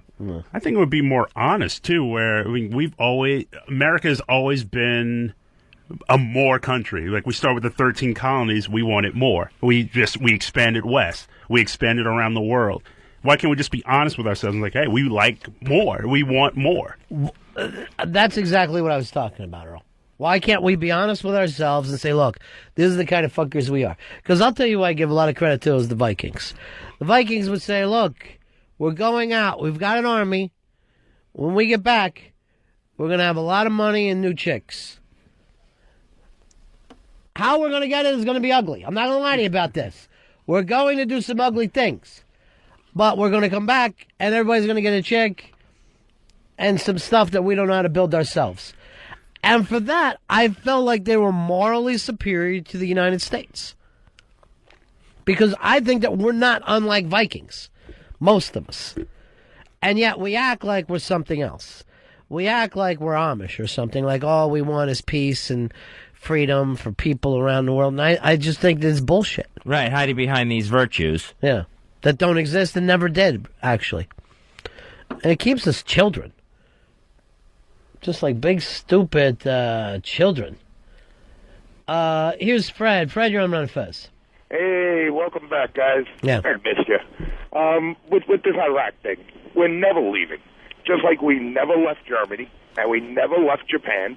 We picked a center target within the Middle East where we're going to establish ourselves in a problem region, and we're forever going to sit there. And once we take down a dictator, we stay there to make sure one never comes back. It's that way in any country we've ever battled that had a dictator. Now, why can't we just say that, though? So we can stop saying this stupid shit about when the Iraqis stand up, then we will stand down. Why are we wasting time? We could all sit down and say, no matter what side of the aisle you're on, this is the only thing that makes sense. It's going to cost us money. It's going to cost the lives of some younger people, but we think this is the gimmick. And then we could stop acting like all the rest of these arguments make any sense at all. It seems like most of the public wants to be lied to. They would rather hear the rosy lie. How do you know? They've never been told the truth. If we were told the truth a couple times and people acted like, no, I don't want it, then I would believe you. But I just feel like we're wasting time. And why is the news media saying the same shit? Why has no one from the news media just said what fucking Fred from Brooklyn has said? Why can't somebody get on? Katie Couric doesn't have enough people watching her channel, and everybody acts like that's fucking news in itself. But why can't they write a line for Katie Couric that said the same thing Fred from Brooklyn was? Hey, we've taken a look at history. Once we go into a place, we never leave. Why do we need to have people in Japan now? 50 years after the fact, when all we're doing is selling fucking goods back and forth. So if we haven't come out of Japan, if we haven't come out of Germany, who's our good friend now, what makes you think we'll ever come out of Iraq? Why can't one person say that? Because they're not journalists. They're not journalists. They're entertainment companies. And if they say something like that... So you don't believe anybody? No. And if they say something like that, then they don't get the interviews with George W. Bush, with Hillary Clinton, with Fred Thompson. You think more people wouldn't watch that fucking crazy show that I'm talking about than to see Hillary talking bullshit again? I would watch it. I know that. I also got to remember the last time, I think the New York Times wrote an editorial on the last time a president was honest about the state of the country. It was Carter. And look what they did to him. They couldn't kick him out of office fast enough. Yeah, Carter told the American people what they were acting like. Yeah, I think it was like the line was, "There's a great malaise in this country." Yeah. And hey, we are addicted to oil, and if we don't stop, we're going to fucking owe these people forever. We've got to find other things. And then they all went and voted for a guy who said that we are the shining city on the hill. The shining city on the hill. We got a fucking actor to say that to us, and what are we doing now? We're fucking naming bridges and schools after him. Want to put him on money? Yeah, sure. Put him on every fucking dollar. I'd rather just start and call money Reagans and just get it over with. Hey, you owe me 50 Reagans, motherfucker. I don't care. Put his kid on. Put Patty Davis in those fucking beautiful nipples. She has nipples like erasers. I remember after he died, Jimmy Breslin wrote. He goes, "I said I got one bill to put Reagan on, the $3 bill. That's how real he was." Good one, Jimmy Breslin. How old's he now? 100 million? Yeah, he's got to be pushing 90. That makes it sound like Reagan was queer. So why are you still voting, Fez? If you don't believe in the news, you don't believe in the political parties, why do you still do it? I do like to be part of the system. The system that you despise. Yeah. And the one that's lying to you. But I would like to hope that eventually someone comes along that breaks the cycle. That's going to be Fred Thompson, the great actor, or Hillary Clinton, who was the old president's wife. This is what we got to look forward to. Fred Thompson, who won't even go to a Republican debate. Well, he's stupid to do that right now. What could happen good for him at a Republican debate? He's going to go on Jay Leno, and everybody's going to love him. He's selling mystery now. Yeah. From a marketing point of view, he's doing the exact right thing. As vague as possible. I don't know what I'm going to do. I might just fucking, instead of a ballot, I might just throw a fucking dead rat in there and say, this is who I'm voting for, this dead rat. Maybe if enough of us throw dead rats in the fucking voting booths around the country, they understand we're not playing games anymore. I don't know if the slot's big enough for a dead rat to go in there where the ballot goes. I'm shoving a dead rat in there. It's going to squish. Yeah. I mean, but what's the better solution? Trying to be a part of the process or not be a part of the process at all? Well, first of all, what is the process? I mean, are we getting down to the fact where the whole thing is fucking faked? That the news is just lying to us because they belong to the same gimmick as the politicians? Then you sound like one of those crazy people. One of those sick, nutty people that ends up just down at Times Square yelling shit into the night. Or Union Square. They're loaded with... Those guys are always there, especially on Saturdays. I was talking about this movie, The Hunting Party, and it's basically about... The fact is that we're being lied to the whole time.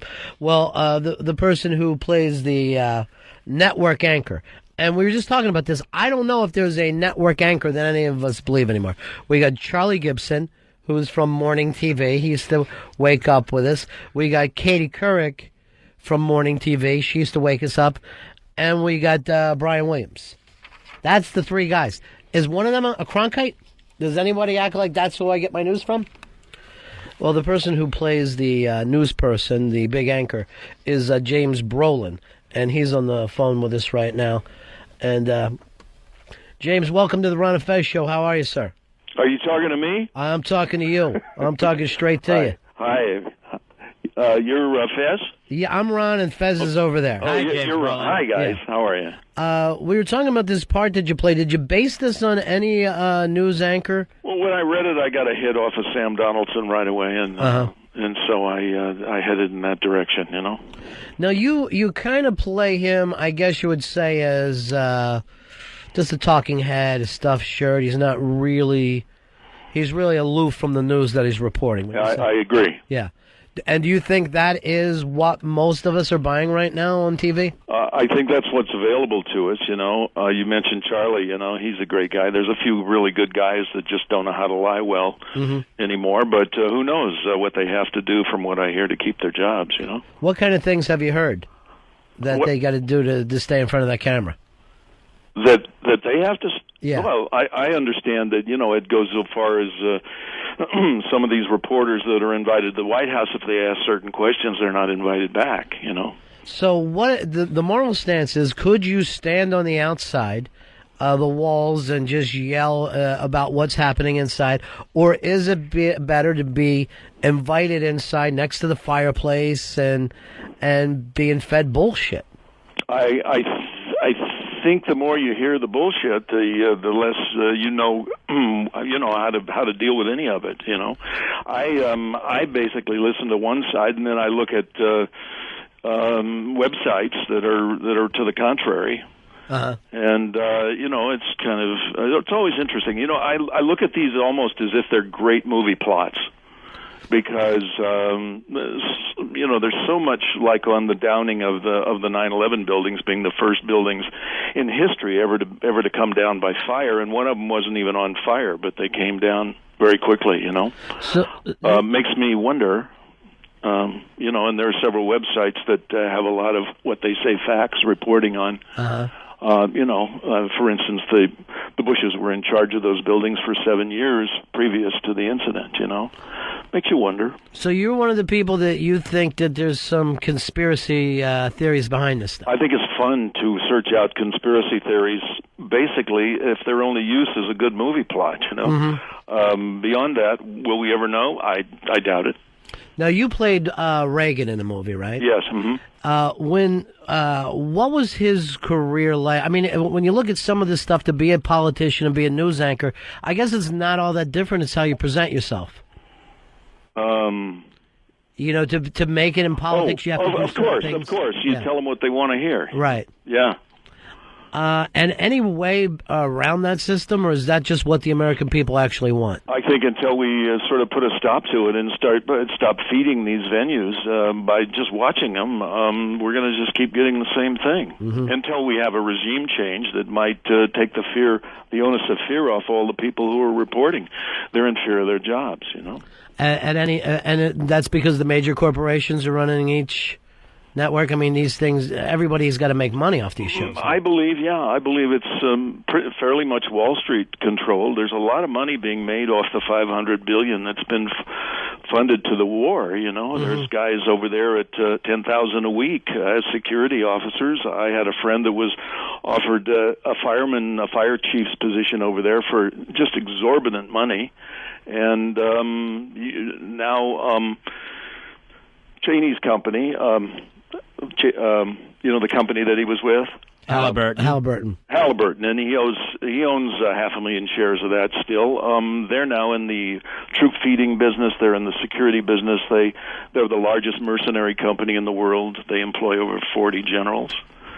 As far as I know, this is things I keep hearing over and over again. But even if you look at this, James, and you look at, let's say, if Hillary Clinton comes in, it seems like it still would say the business part of it would stay the same.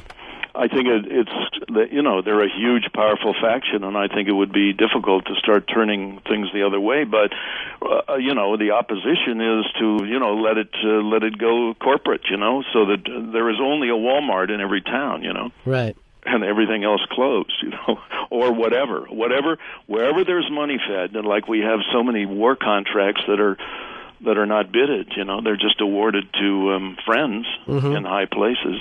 It's a tough one, isn't it? Yeah, it really is, because I'm not so sure if the left is the real opposition to the right anymore. I agree. I agree. I'm not. I don't recognize anybody right now. And do you think there'll ever be a third party? Do you think there could ever be a strong third party? Or I think there has to be. There almost has to be. I have a friend that just wrote a script on that where there was a great man showed up. We just recognized him as a leader, and he represented the third party. And of course, in the beginning, in the first 20 minutes of the film, he's assassinated by who knows. Right. Yeah. So. That's always a possibility. Yeah, the last thing you want to do is be that great leader, I guess, that's coming in from the outside. You want to be the second guy. I would be shy. We're talking about James Brolin, a brand new film out right now, The Hunting Party. And the Weinstein Company's put this out. It's also got Richard Gere in it. Jesse Eisenberg is also in it. Terrence Howard's a great cast. And basically, the people that are the real reporters, you say Richard Gere's character, he's almost mocked and left out of things, and a person like the character that you're playing, who plays along with, becomes a very rich man. Yeah, exactly. Yeah, exactly. And he's ousted actually because he starts telling the truth. You know, I love the slug line on this movie. It was, "What would you do if you? What would you do to look for the world's worst war criminal?" And why? Let's see. Why can't the CIA find the world's worst war criminal, and how would you find him? And then it says, look for him. Right. Which is what happened to the real reporters, which are playing roles in the film. They set out to look for, the Bosnian war criminals that are living free in the hills there, and they had no trouble finding them. And this is all based on true story stuff. I mean, that's right. I mean, they use different names, but this was written from an article the reporters wrote for Esquire magazine. Yes, and those reporters are in the film as actors. We were talking about Osama bin Laden. Is it really? Does it make sense that for some reason we don't want him after all these years? It would certainly end a lot of money flow. Right. That's the only thing I can think of, and it seems absurd in this day. I know how difficult those hills are, but it would seem absurd in this day and age that somebody wouldn't think, and that we don't have electronics, and thermal machines to find at least where a majority of people might be hidden up somewhere, And we have these bunker bombs now. We have all these things at our aid, and it seems like we're not using them. Now, you're, it's interesting to me you're not really no longer into the two-party system, it feels like. And I know you're a long-time Democrat. Well, I'm from a family of Republicans. Oh, are you really? Republicans, because their parents were... See, I think that's very much true with everybody. That people follow their party because their parents did, and it's time for them to think out the facts at this point, And do you think that sometimes people in both parties, we need to pull out of this whole thing? I mean, I know your wife, Barbara Streisand, long-term with the Democratic Party. Right. And she's taught me a lot about, I was never very involved. I was never very opinionated until I'd hear her in the background for 2 years. And then I went, well, I'm going to use the Internet and start searching out what I think is pertinent information. Whether it's true or not, I want to hear it all. Do you think she's going to stay behind with the Democratic Party? Or? I think she's going to stay behind probably whoever seems... first of all, you got to go with, the several people who you think are going to win, and then you end up voting for the least, the least worst. Right. So I think she's still wide open. At this point. And so she's more, I guess, a believer of our system than you are. You're like, man, the whole thing seems a little tainted. No, she's not a believer in our system today. I think we're pretty much the same. Oh, is that right? Yeah, I find it very confusing at this point. I find it the minute you think you're chasing down some faux pas and some negative facts, the more you know, it's like the less you know. It's difficult. But we do know when we see a heavy that is telling us what to do and spending our money. we do recognize those people. I'm honestly starting to believe that people on the left and people on the right are at least agreeing that we're all being treated as rubes, that we're stopped, that we are just being taken advantage of by the people. You're saying exactly how I feel. Yeah. All right, the brand new movie coming out, is it this week, James? Yeah, it's coming out Friday night, tomorrow night, and I wouldn't be on here if I didn't think it was a fun film, a terrific film to watch, and also thought provoking. But it's still a buddy film, has a lot of comedy. Gere is wonderful in it, and so is Terrence Howard, and I'm there too a little bit. All right, thank you very much, James Brolin. Okay, Ron. Good Take to care, talk man. to you. Bye bye. Check it out, The Hunting Party, opening in New York and L.A. this Friday, nationwide, September 14th. For more information, go to thehuntingpartymovie.com. Earl ran this over to me. What time last night? About midnight? About 10. About 10. So I got it on about midnight. Had to watch it on like the little laptop computer, not to wake anyone. 2.5 hours. Really? James Brolin was in it 4.5, 5 minutes. Okay. So I'm like, great, Earl. Thank you. But he does, he kind of, Sam Donaldson, that kind of shocked me that he based himself on Sam Donaldson. But he's one of those guys, I guess he, believes in the conspiracy stuff where I don't go that far. But I do think that we're all fucking rubes now. I do think, I think if you're a Democrat or if you're a Republican, right now, you're getting played. You're getting played, no matter who you are. We need to take a break here, Fez. You're on a Fez show. Ron Bennington, Fez Whatley, The Ron and Fez Show. XM 202.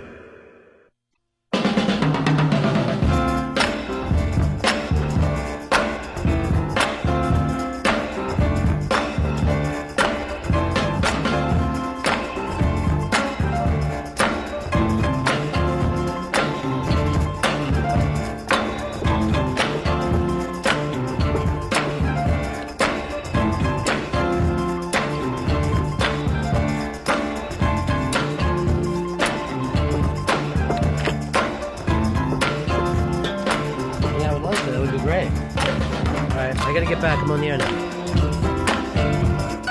Ron and Fez show.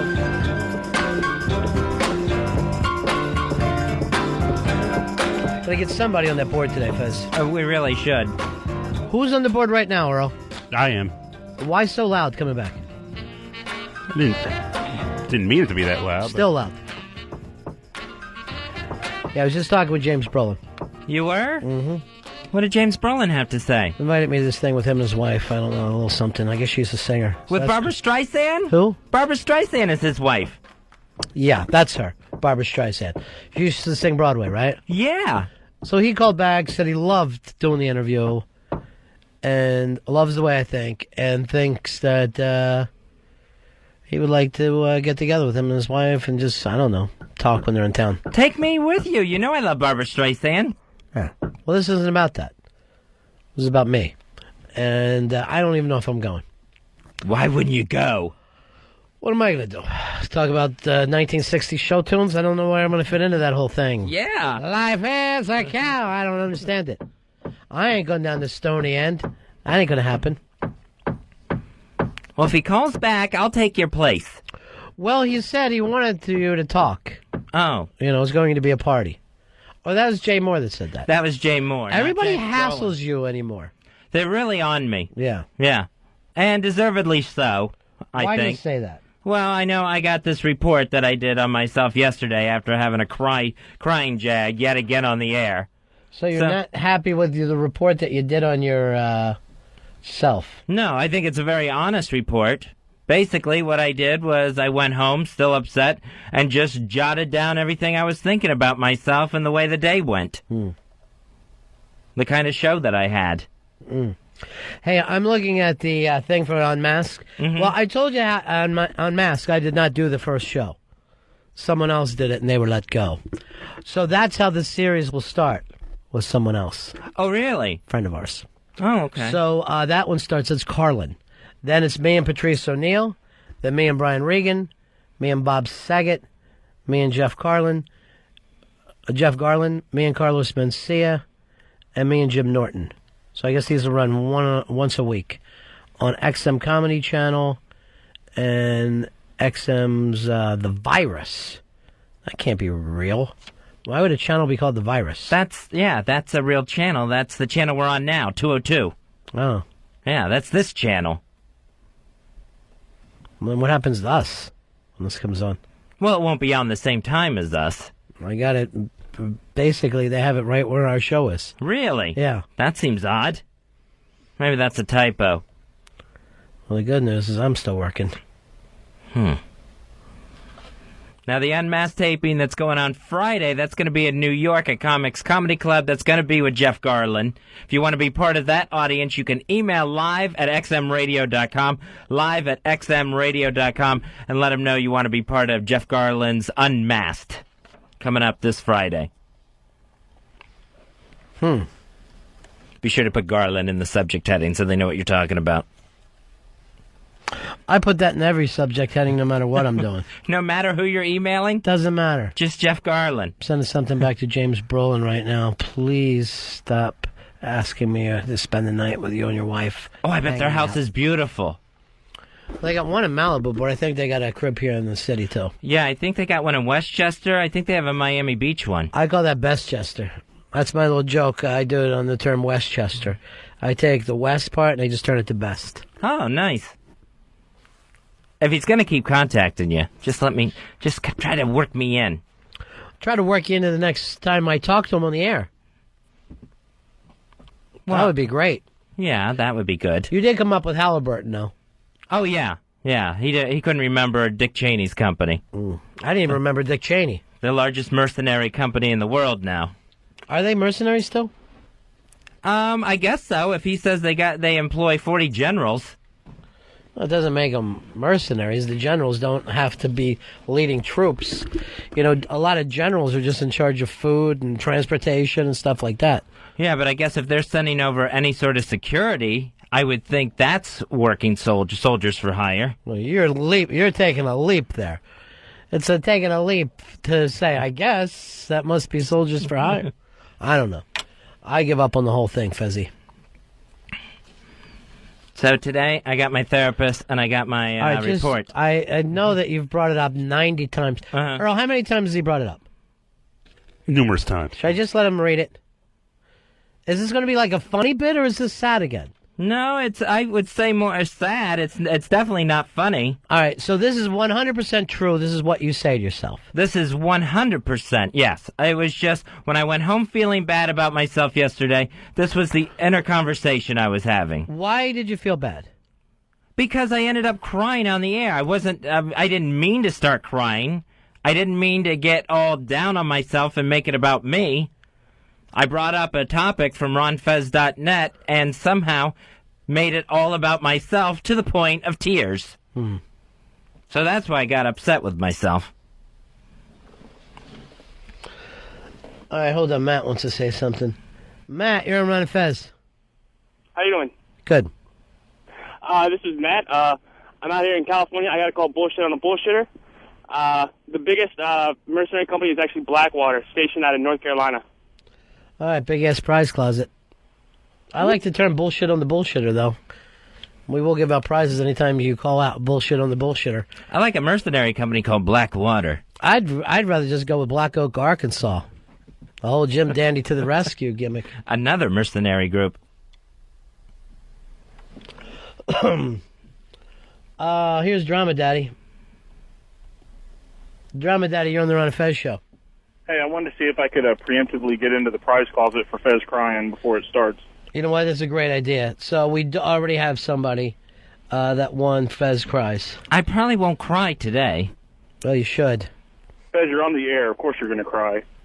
All you got to do is pay attention to today's show, which to me made yesterday's looks like a gem compared to today's. So, all right, go ahead and read it, please. It's driving me nuts now. And I don't mean to make you cry, but I have no idea why for 2 hours you've been trying to read this fucking thing, and I've been trying to stop you from reading it. So here's my random thoughts from yesterday after the show. Well, nice work, asshole. You did it again. Why does it always have to be about you? You do it every time, jerk. You take a normal topic and turn it into a Fez tear fest. How absolutely worthless are you? You must be insane. That's the only possible reason. You don't help the show, you don't help Ron, and you definitely don't help yourself. You are useless. Why can't you stop your stupid bullshit? This is stuff that you think or you write to yourself? No, I think it, and then I wrote it down. Okay. What redeeming quality do you have? None that I can think of. Another day of crying on the air. I am so sick of myself, I can only imagine how sick everyone else is of me. I really suck. And yet it will just keep happening over and over again. You'll never change. I'm an idiot for thinking that the pills will help. They don't. I am the worst. I can't pull off one good show. Why am I always stuck in this place? Because I never listen. What a miserable person. I'm the worst. I ruin everything. I make it all bad. Pathetic, worthless, weak. Keep crying for no reason. That was it. And then what'd you do, have a snack? No, then I went to bed. Then I pulled the covers over my head. All right, let me see this. Now, you're saying this is the kind of stuff that you think about after the show. Yeah, that was probably over 2 hours' time of just going back and adding to it. Well, why didn't you write down other things that you were thinking? Maybe you think other things. Did you think any positive things? No, not that You I don't recall. think any positive things in between? No, I wasn't thinking any positive things. All right, let's go through this step by step then. And I will refute each thing that you said. And that is absolutely honest. I'm being total shoot there. Mm-hmm. Those are the things I was saying to myself after the show. All right, let me go through these one at a time like an attorney, Fez, and I will refute these. Okay. All right. Well, nice work, asshole. You did it again. Well, I can't argue with that one. That's true. All right. I do agree with that one. And that's probably going to be it. Why does it always have to be about you? You do it every time you a normal topic. You a normal topic. You take a normal topic. But it doesn't say that. I know, it's a typo. Even fuck that up. Talking about fucking up, I fuck up. It's weird that you put a comma in and then you leave words out. You do it every time, jerk. You a normal topic and turn it into a Fez Whatley tear fest. Well, again, I can't. Do you have an answer for that one? Well, no, I mean, it's the truth. I was crying yesterday. But why? Right about an hour ago, 24 hours ago. Why do you take a normal topic and compare it to your problems? I don't know how I go down that road. To the point of where, I brought up most people wouldn't want to hang out with themselves. To the point of I'm sobbing because I hate my fat self so bad. I would love to know where, that turn I take, that left turn at Albuquerque. How absolutely worthless are you? Will you answer yourself? No, I just leave it as a question. I just leave it rhetorical. I know the answer, so I leave it rhetorical. You must be insane. That's the only reason possible. I think there's other reasons besides insanity. So, boom. I got you there. Well, you're halfway through and you've only refuted one. I am not halfway through. I'm not even a quarter of the way through. Oh, okay.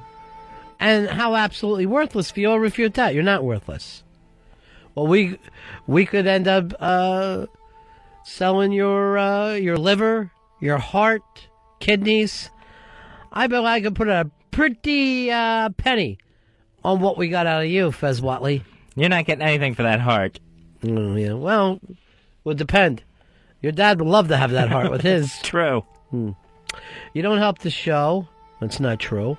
You don't help Ron. No, I just told you yesterday how you were there for me last week. I mean yesterday on the show. Well, yeah, that part's true. I don't help you on the show. Sure you do. You always have gum. Well, I don't have any today. Okay, so today's got nothing. You definitely don't help yourself. You are useless. That's not true. A lot of times if I need the door open, I prop you in front of it. So that's good. That's not a good enough use to be considered useful. You're a doorstop anytime I need one. I mean, I'll gladly do it for you, but that can't be considered useful. I like to get the breeze going. It is so hot in here. Why can't you stop your bullshit? What's the answer there? I don't know. That goes back to why would I turn the topic onto myself to the point of tears? Why don't you have any answers for yourself? Why don't you answer yourself just as with all the passion that you ask these questions? Yeah, that's what I have to do. That'll be the next question on today's. Yeah. Why don't you ever answer any of your stupid questions?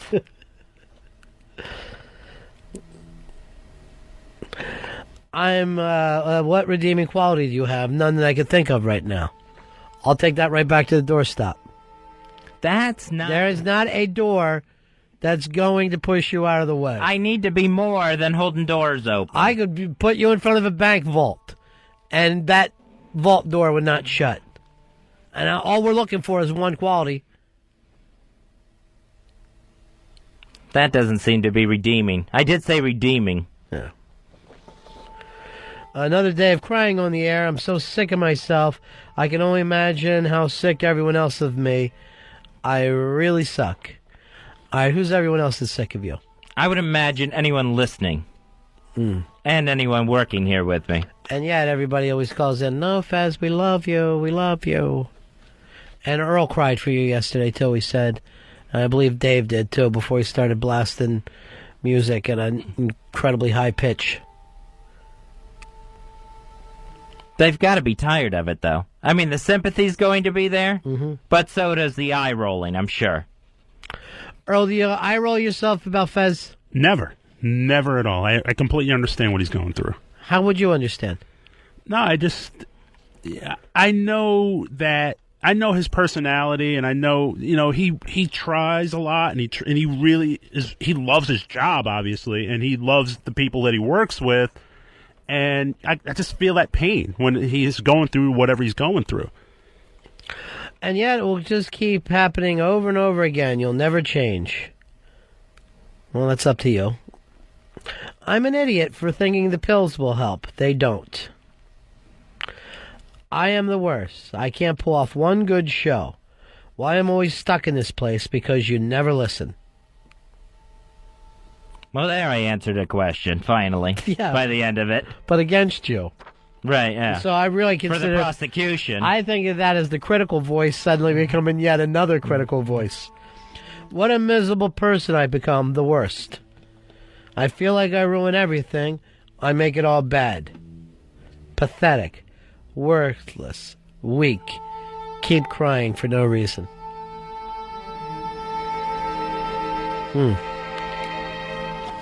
So you're going to give this to your shrink? You think I should? I don't know what happens in that thing. If anything, I think you should get your money back. I'll give it to her. And say, here, great work, honey. You're really doing a bang-up job on me. Here's the update. Thanks for the $125 a week you're fucking stashing in your purse. She ought to be wearing a little bandit's mask when you come in there, like the fucking Hamburglar. So I'm sure that'll be a tear-filled session. I don't know. I don't doubt that. So, but that's just the honest thoughts, and thank you for... I thought it was a good assignment to have me do. I think that you fucking showed the most passion you have all day when you were reading this thing out and being angry at yourself. Again, it's like you woke back up and you want to be involved in the show to kick Fez Whatley. Yeah, it's that's how I operate. I make it about me. Well, at least happy now it's about you? Does it feel better? No, it doesn't. I thought it might, but it doesn't. It doesn't feel any better. I thought it might be cathartic or something. Right. Yeah, no, I don't feel that. I don't feel any relief from it. All right, do me this favor. Okay. Read me those things that you say to yourself exactly the way that you say them to yourself in your head, with the same tonality. Okay. And just go off one after another. Right. Nice work, asshole. You did it again. Why does it always have to be about you? You do it every time, you stupid jerk. You take a normal topic, turn it into a Fez Whatley tear fest. All right, try it again now. Uh-huh. Do the same exact thing, but I want the voice higher, almost squeaky, and in a French accent. Oh, okay. Mm-hmm. Well, nice work, asshole. You did it again. Why does it always have to be about you? You do it every time, jerk. All right, see, I find that one more amusing. Yeah? Yeah. Yeah, but it's not really my inner voice. Why not? It's your fucking inner voice, right? Yeah, but I'm not French. Why can't you make it whatever you want? Well, I never even considered changing my inner voice. Why not? If it's someone fucking yelling at you, and you run that voice, why wouldn't you change the way they talk? Because that voice seems to be the voice in charge at the time. Like, that voice is calling the shots. That voice is in charge of you. At that time, that voice is doing all the talking. You hear the questions not being answered? Because I'm not even talking back. I'm letting that voice just go. Let's try it this way. Do your droopy dog voice and do the same stuff. Okay. Yeah. How absolutely worthless are you? You must be insane. That's the only reason possible. See, I say this as a start. The only voice that you let fucking run you down is droopy dog from this point on. That is an interesting theory and something I never would have considered before. Just try it now and see if it bothers you as much. Use any lines you want. Okay. What redeeming quality do you have? Right. None that I can think of. Another day of crying on the air. I'm so sick of myself, I can only imagine how sick everyone else is of me. All right, remember, it's Droopy Dog, not Truman Capote. Right, yeah. And all your voices turn into Truman Capote. I really suck. Is that Truman? No, that's Droopy Dog. All right, so I'm talking to the inner voice now? Yes. Oh, jeez, that's scary. I'm trying to keep it going. Oh, jeez, now I'm talking to the other him. I'm an idiot for taking pills that won't help. They don't. I am the worst. I can't pull off one good show. I swear to God, this is Truman Capote. There is no Droopy Dog in there at all. They're very similar. I never even knew that before now. Yeah, they're pretty similar. Yeah. Droopy Dog has a little bit more of a southern accent, I think, even though Truman's from the South. And I want you to tell your shrink this, too. I think that you should own your interview voice. The one who critiques you should only be Droopy Dog. And everything else shit can. And I don't know how anything can be in charge of you when it's your brain and your mind and your body. No, it shouldn't. You're absolutely right. But that voice gets to run amok. That voice does not get put in check. There's no defense voice of you're being too hard on yourself. I'll do the one that I do for you. I'll play the part of me. Well, this is what happens. You use your inner voice to attack me, and this is the way I normally answer the inner voice back. Okay. You are No, I mean do it like your angry inner voice, and I'll show you how I respond to mine. Okay. No. You are absolutely worthless. Shh, I'm sleeping. It's just you never do a good show. 5 minutes. Give me 5 minutes. You're not listening to me. Hungry, too. Wish I could sleep and eat at the same time. Sleeping and eating. That's something I'm going to work on. Interesting. Yours answers back. I do answer back. Here's somebody who always cares about you, Fez. It's your real producer, Albert Dukes. He's from the news show called Boomer, Craig, and Ron on The Fan. How are you, Albert? I'm doing very well. Yeah, you liking the new show? Oh yeah, the new show is terrific. Yeah. It's going to be the new big thing in sports talk radio. It seems like it's taken off. It's taken off. We are looking for a third guy, and I was talking to Bob Eatman about you, so I would love it. I'm not sure what the deal is with XM, but listening to the Fez of today, and when you guys were on vacation this past week, we had the WNEW Fez on quite a lot. Right. And I wonder, does Fez need someone to beat up on in order to be happy on the air and to be the real Fez.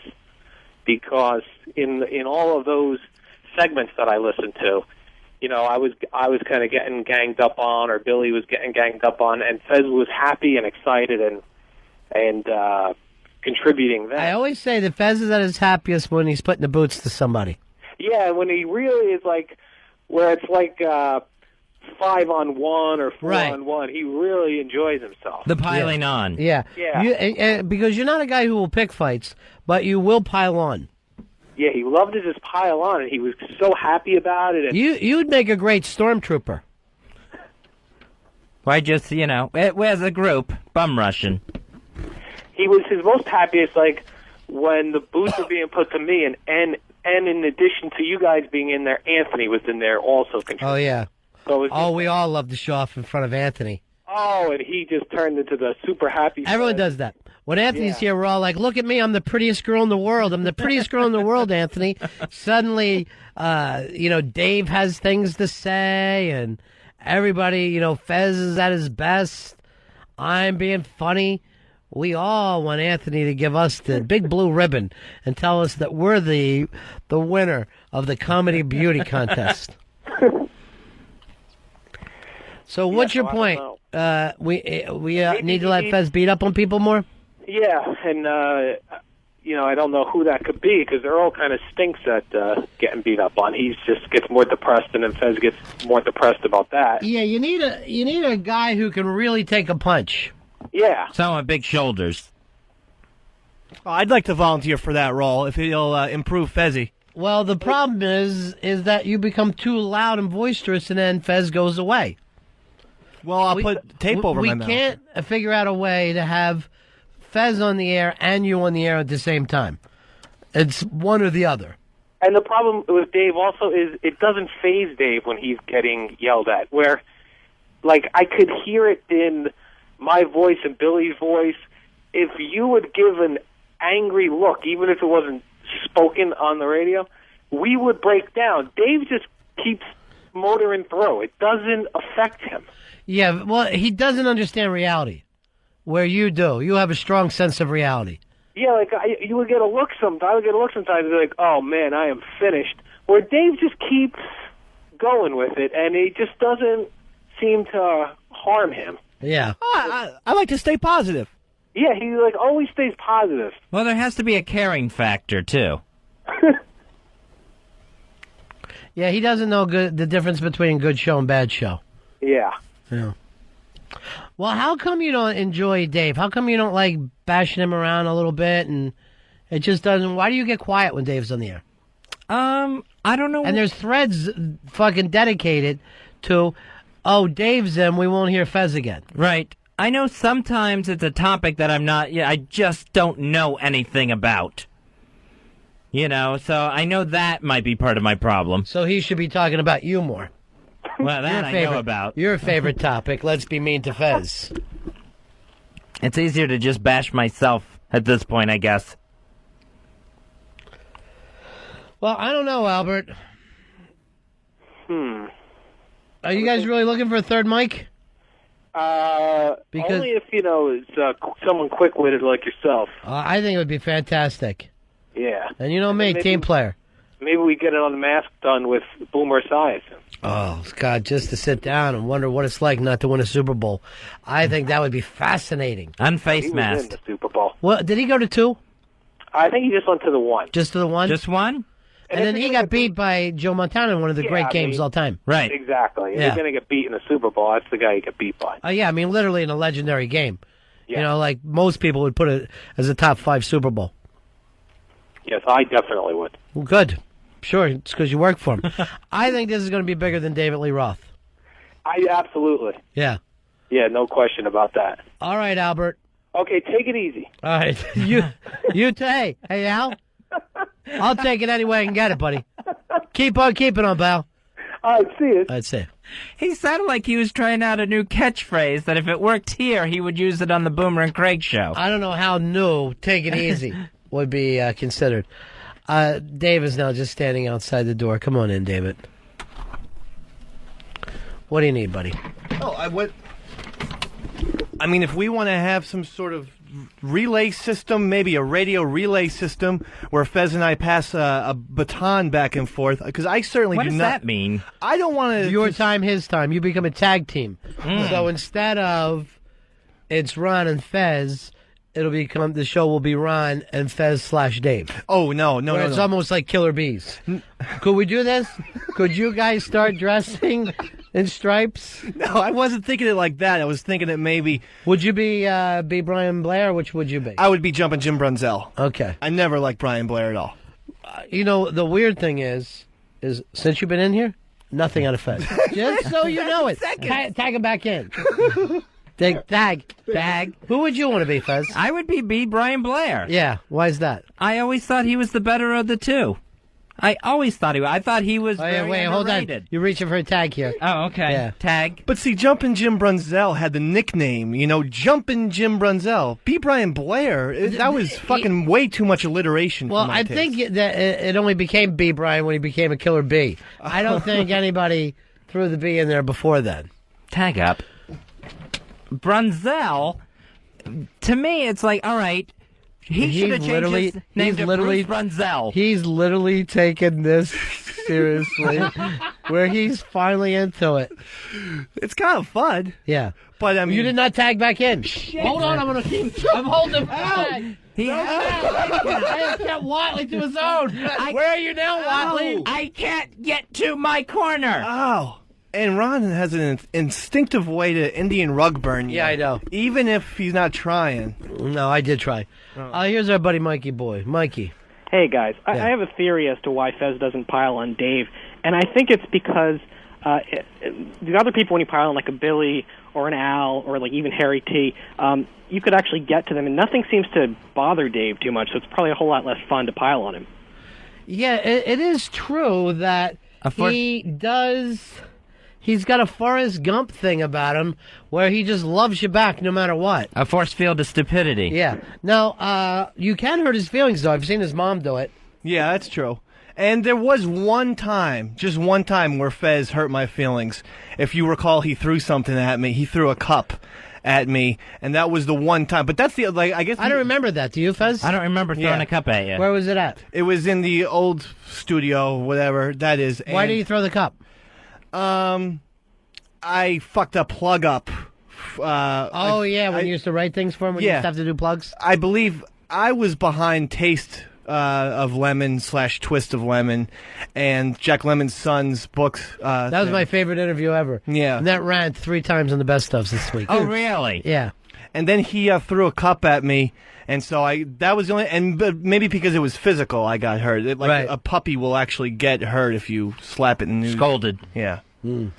Scolded is when you burn them. And I think my reaction was I poured water on my head, and you said, I can't have you breaking down right now, young man.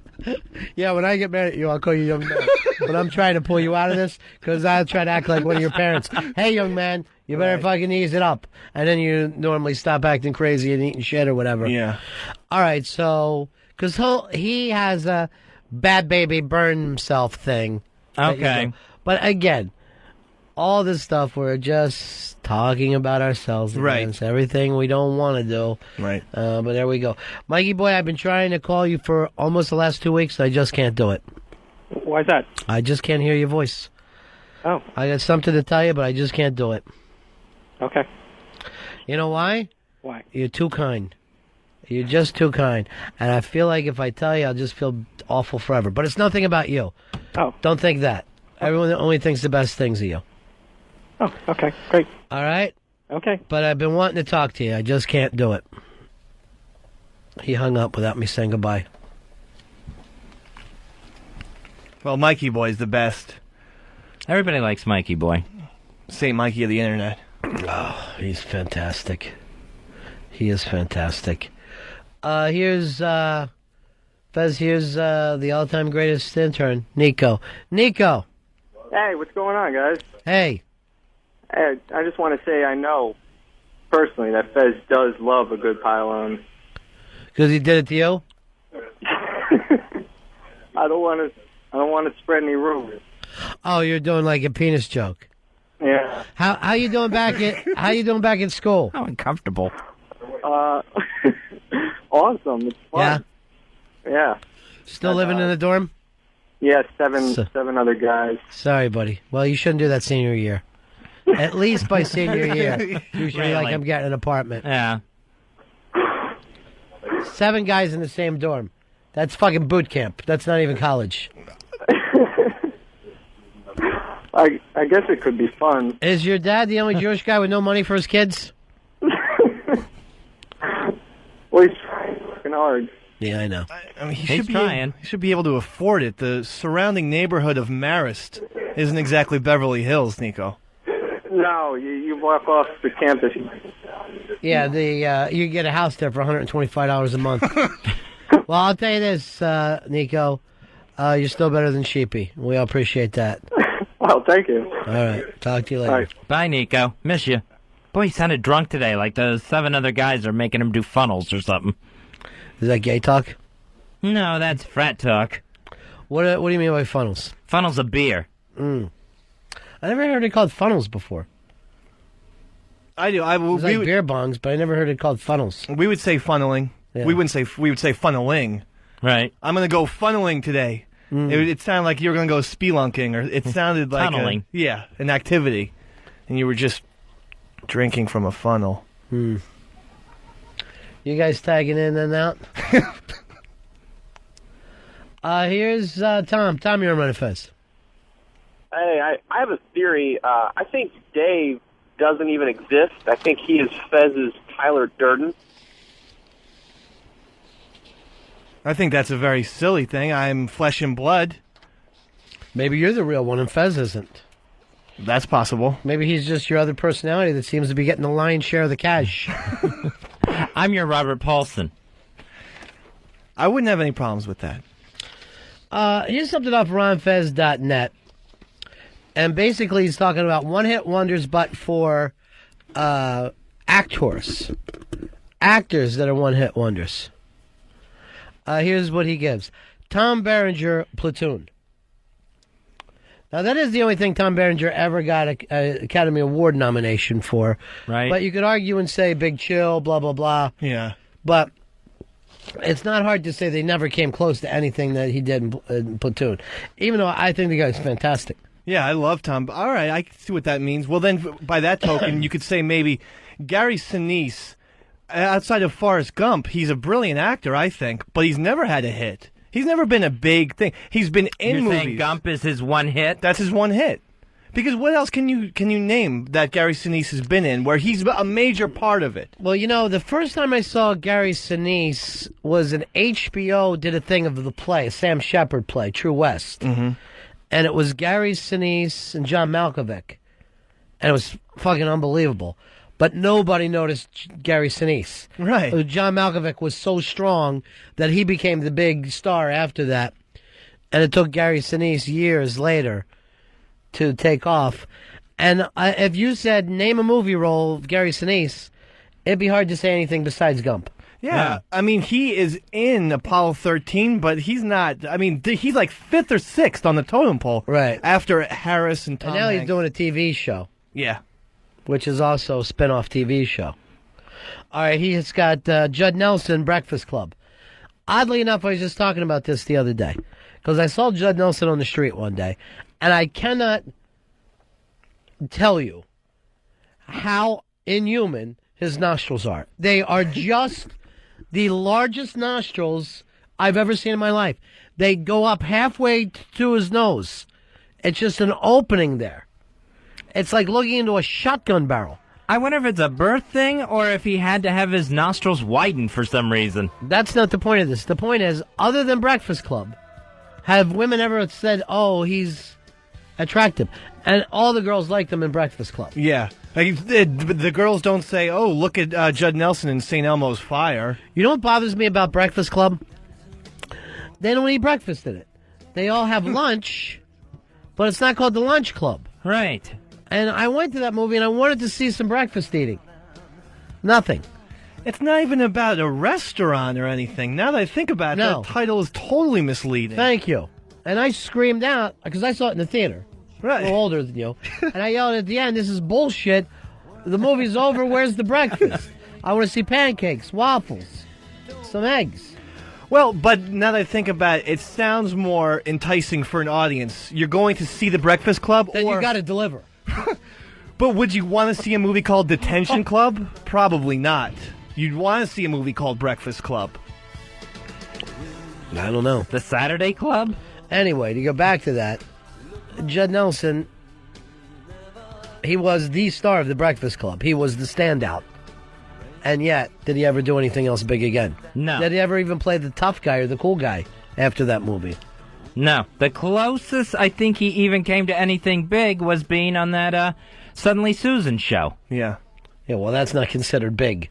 When you're, it's not suddenly even Judd. You know what I mean? Like, that would be big if you're suddenly Judd. Hey, Dan, you're on Ron and Fez. Yeah, how about C. Thomas Howell? C. Thomas Howell, The Outsiders. Now, we got to say this. A lot of these guys go on to do a lot of movies. But, are you going to throw Soul Man in there or anything like that? No. Side Out? No. I don't even remember that as a volleyball movie. The volleyball movie. I didn't know that was called Side Out. I think it was Side Out. Yeah, it was. With Peter Horton. Oh, Peter Horton was in Horton Hears a Who, and he just heard something. That was his one hit. Paul, you're on Ron and Fez. Hey, guys, kind of like the Tom Berenger thing. Matthew Modine, Full Metal Jacket, 20 years ago, and, hasn't done much since. Well, he's on Weeds now. So he's the Judd Nelson and Suddenly Susan in Weeds. And he did a couple of good movies. Birdie, I'm just a gigantic fan of the fucking film Birdie. But no, he's never done anything like Full Metal Jacket. I mean, the only thing I could think of that I liked was Memphis Belle, but he was one of 8 known actors. He certainly wasn't the star, No. and it doesn't measure up to a Kubrick film. And I do like that film too, though. It's fun. Yeah. Here is, well, look who it is. It's our old pal, Mikey Background. Hello, Mikey. Hey, what's happening, buddies? Hey. I'm going with Chris Makepeace in Meatballs. Now, he did a fantastic film called My Bodyguard, where he had a bodyguard help him from Matt Dillon and beat up Matt Dillon for him. And I can't think of a third film. No. I think he did High Feather, which was a TBS series for kids. I did not know that. Yeah. Other than that, I got nothing on him. Have you ever played a background actor in any of his films? I have not had the chance to work with him, although I probably would be a good stand-in for him. We have the same hair. You really do. Did you enjoy Memphis? Ronnie, I can't thank you enough for recommending Rendezvous. That was by far the best meal we had on our whole trip. And aside from Rendezvous, I followed your lead and just asked the locals, said, where should we eat? Where should we get breakfast? Yeah. And just a big hit all over the place. Following the locals, stay away from the rubes. I'm so proud of you, brother. I'm so proud of you. It meant a lot having you suggest our first meal there, and my whole family was just praising you. The only thing is they didn't have any ashtrays at Rendezvous. They don't sell souvenirs there, so we couldn't really bring you back anything.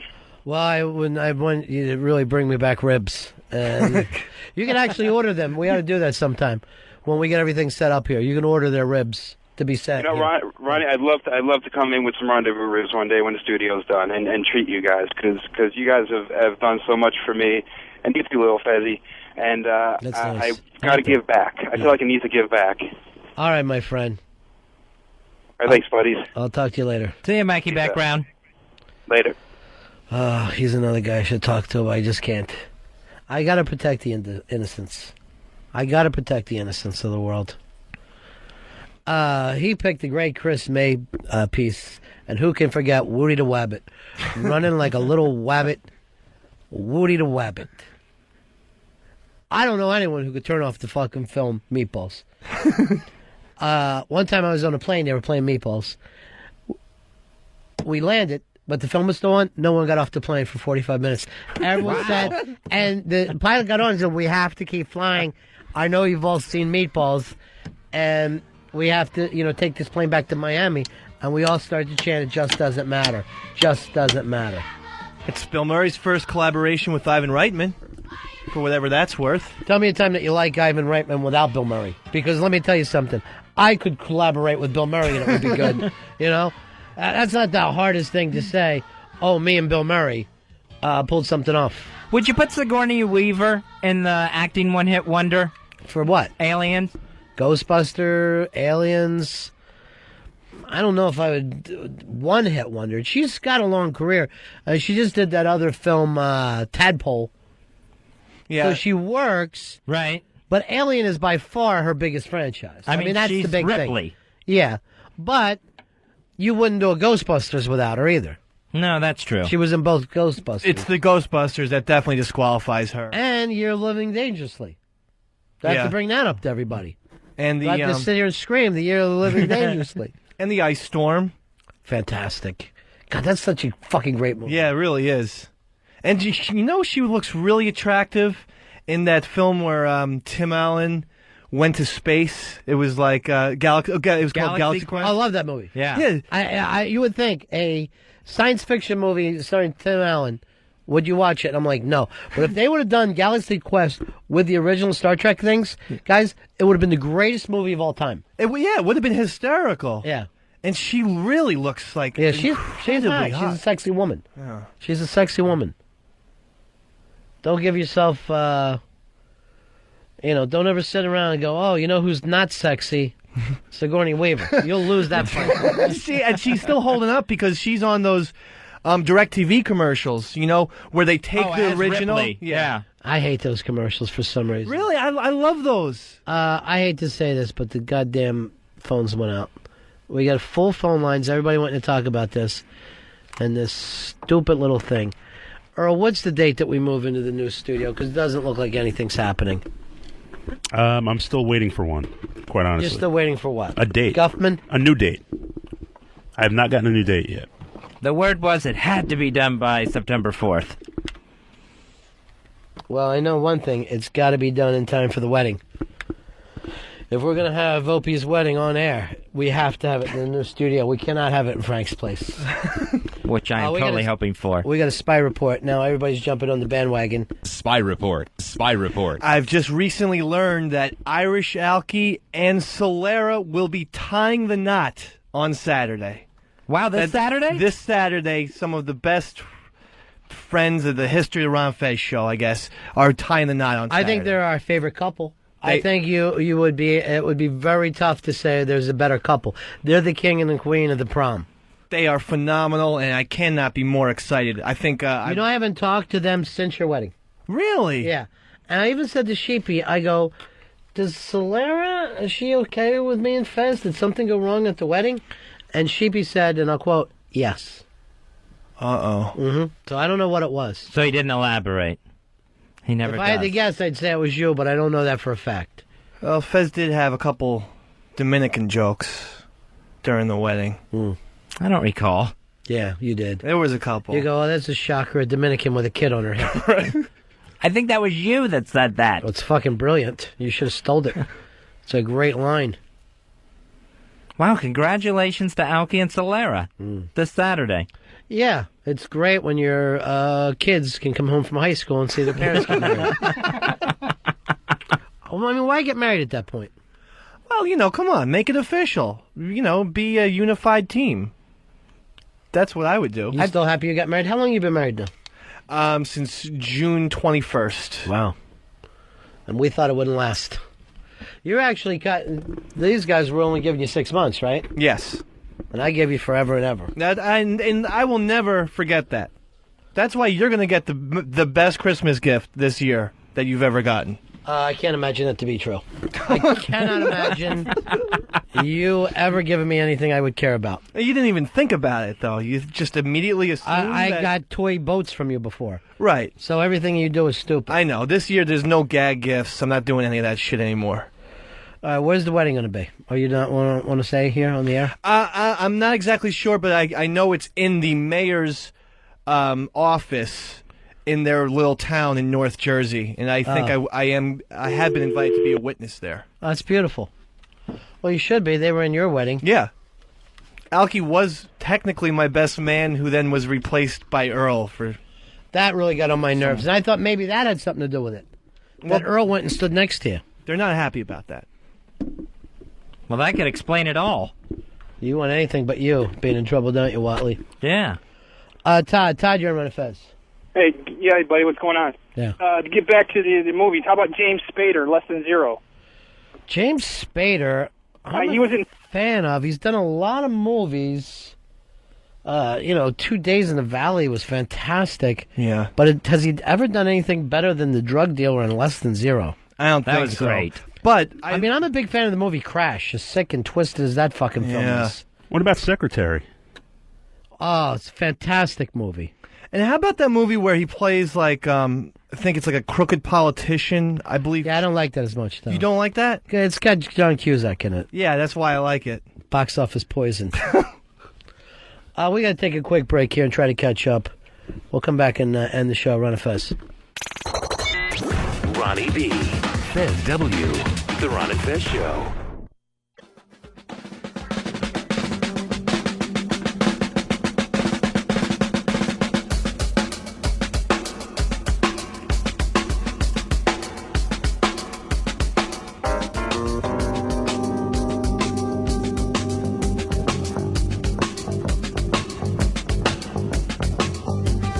It's the Ron and Fez Show. Still an opportunity for you to see Jeff Garland get unmasked this Friday. It's going to be in New York City at Comics Comedy Club. If you want to be part of the taping and the audience there, email live@xmradio.com. Live@xmradio.com. Email them, let them know you want to see Jeff Garland get unmasked this Friday in New York City. And we also want to just say, boy, congratulations to our friends Alki and Solara. Shocker, getting married. Swanson, you're on the Ron and Fez Show. Hey, Ron, don't you have Alki's wedding vows on tape? As a matter of fact, we do. And I guess this is how he asked Solara if she'd like to marry him. I have no problem with Riley Luck. I don't even know who the fucking cunt is. But for any of those fucking mods to fucking ban me over some bitch that has been around for 4 fucking months takes a lot of fucking balls. And for Mikey Boy to give me a fucking message that says, I'm too tired right now, I'll deal with you in the morning, fuck that shit. Fuck that. You deal with me now.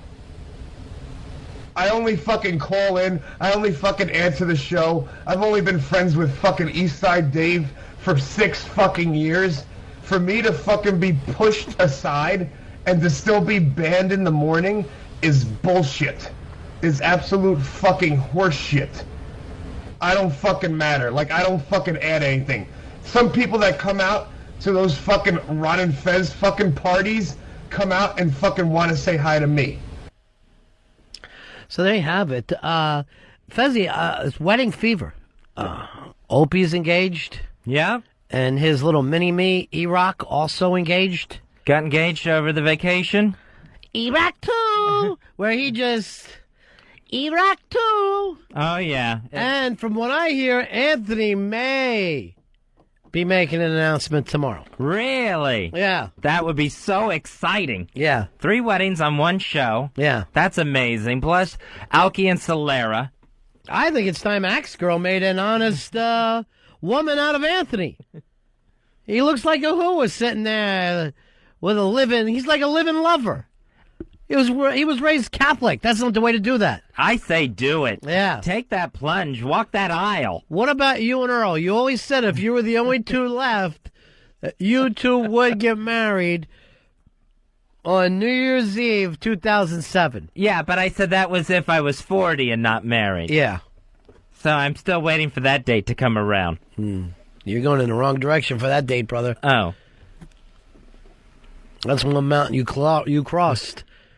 You can yell at yourself for that later. And you're old.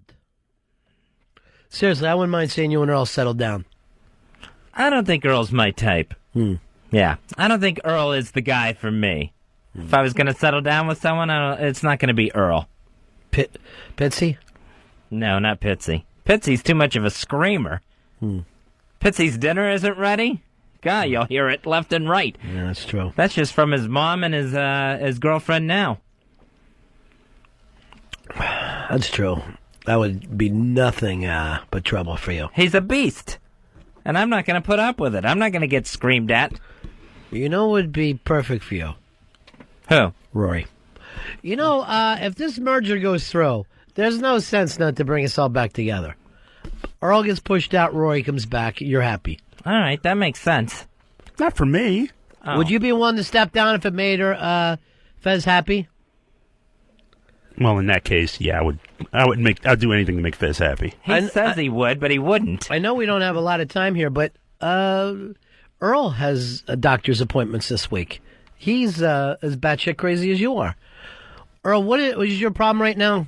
I'm having like hypoponic episodes. I don't know if I'm saying that word You're right. afraid of water? No, it's a sleep disorder. Because I'll pour some in your pocket. Maybe that's what caused it. He's having that sleep paralyzed thing where he wakes up but his body does it. So you wake up and you feel like you're paralyzed. So you cannot move, Earl. You've never had that happen, Fez? No, I don't think I've ever had an episode of that. I had it once in my life. And apparently it happens every time you wake up, but when you either like wake up too quick or something, I don't know what it is. But at one point your brain is going a lot faster than your body. So your body's not reacting what your brain's telling it to do. So it doesn't know to wake up. Quit sleeping, body. Yeah, you can't move a muscle. You cannot move at all.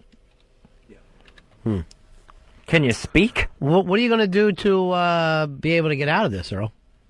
I don't know. I guess they'll have to, do another CAT scan. I remember once last year when I had a physical and I was saying I had problems sleeping, they were ready to throw Ambien at me like it was Tic Tacs. Maybe you need to do some kind of drug. When are you getting your black scan?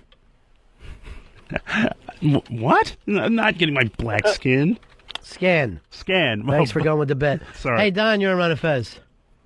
Hey, buddies. I got a question for you, Fezzy. Yeah, buddy.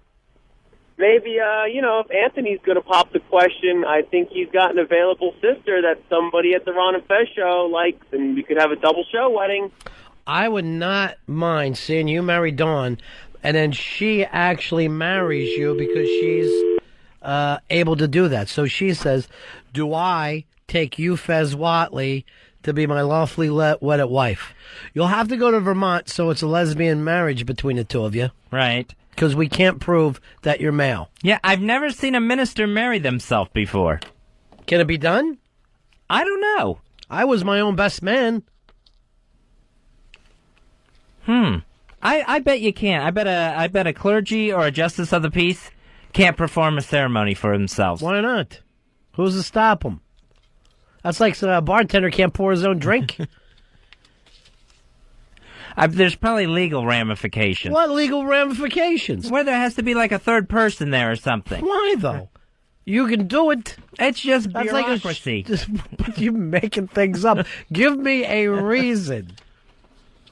You know what? Make it about yourself. No, I'm not going to. I just want to get you back in the show. Make it about yourself. No. What's got you ticked off about you right now? Nothing.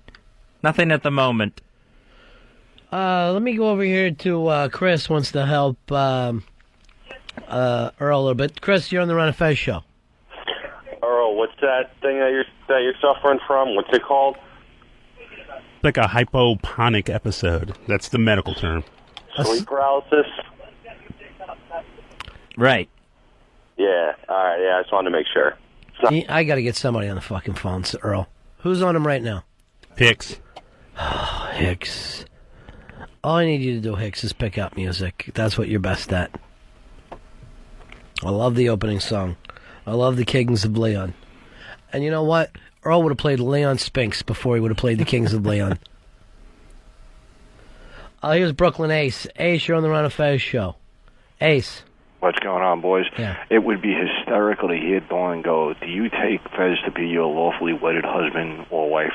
And hear her turn around and go, no. That would be funny. I do not take him to be my lawfully wedded husband. It would be kind of elaborate just to get to that point. Yeah, but if we were doing it on the radio, it would be well worth it. Be the prank of pranks. And a wedding ceremony? I want you to tell me, total shoot. Mm-hmm. If Dawn wanted to get married, would you marry her? I would marry Dawn Cumia, Anthony's sister. From a radio bit.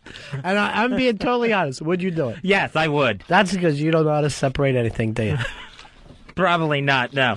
But Write yeah, that down on your list to say tonight that you had offered to get married. Like that.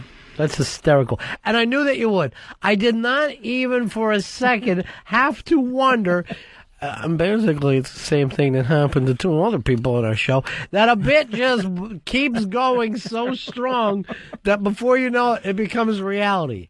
And you find yourself in a honeymoon suite going, wow, it was a great show. Now what? Now what do we do? Well, I guess we'll open these envelopes and I'll take you home. Yeah. I guess back to our place. So you want to ask her then? If you're willing to do it, you want to ask her. Oh, I wouldn't have the nerve. Why? What's the worst that could happen? She would say no. So how does that hurt? Have you never heard no before? Well, I've heard no before, and I really don't like it. Nobody likes it, but you never get a yes without risking a no, right? Yeah, that's true. I would be nervous about the whole wedding thing, the whole marriage thing. Oh, what you'd have to do after? Well, besides that stuff. Yuck. Here's Dawn wants to say something real quick. Dawn. Yeah. What do you think? Fez would like to get married. I know. I'm really excited about this. Yay! Wow. Is that a yes? I didn't think that we were going to do it this way, but hey. I should have asked you in person. Well, I didn't even ask you. Well, no, but how could I say no? All right. Yay, Dawn and Fez. This is going to be a great gig. See if you can marry yourself, Dawn. Yeah, I'm going to look into that. I got to do some research on the internet. Same way that I found out that I could marry Dave and Casey. And I'm really hoping that's not true. All right, thanks, darling. Love you guys. Love you too. Bye. Fezzy, you know what Nietzsche says?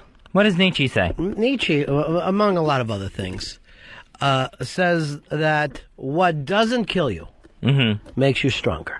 Now, I don't know whether I believe that, but it should be true if it's not, because we don't have much choice. And I don't know if everything happens for a reason, but I do know that no matter what does happen, it's got to make us stronger. And I'm sending this out to a little friend of mine who's recuperating right now, and I want to say, you've been stronger for me. Now I want to be a little stronger for you. I can be stronger.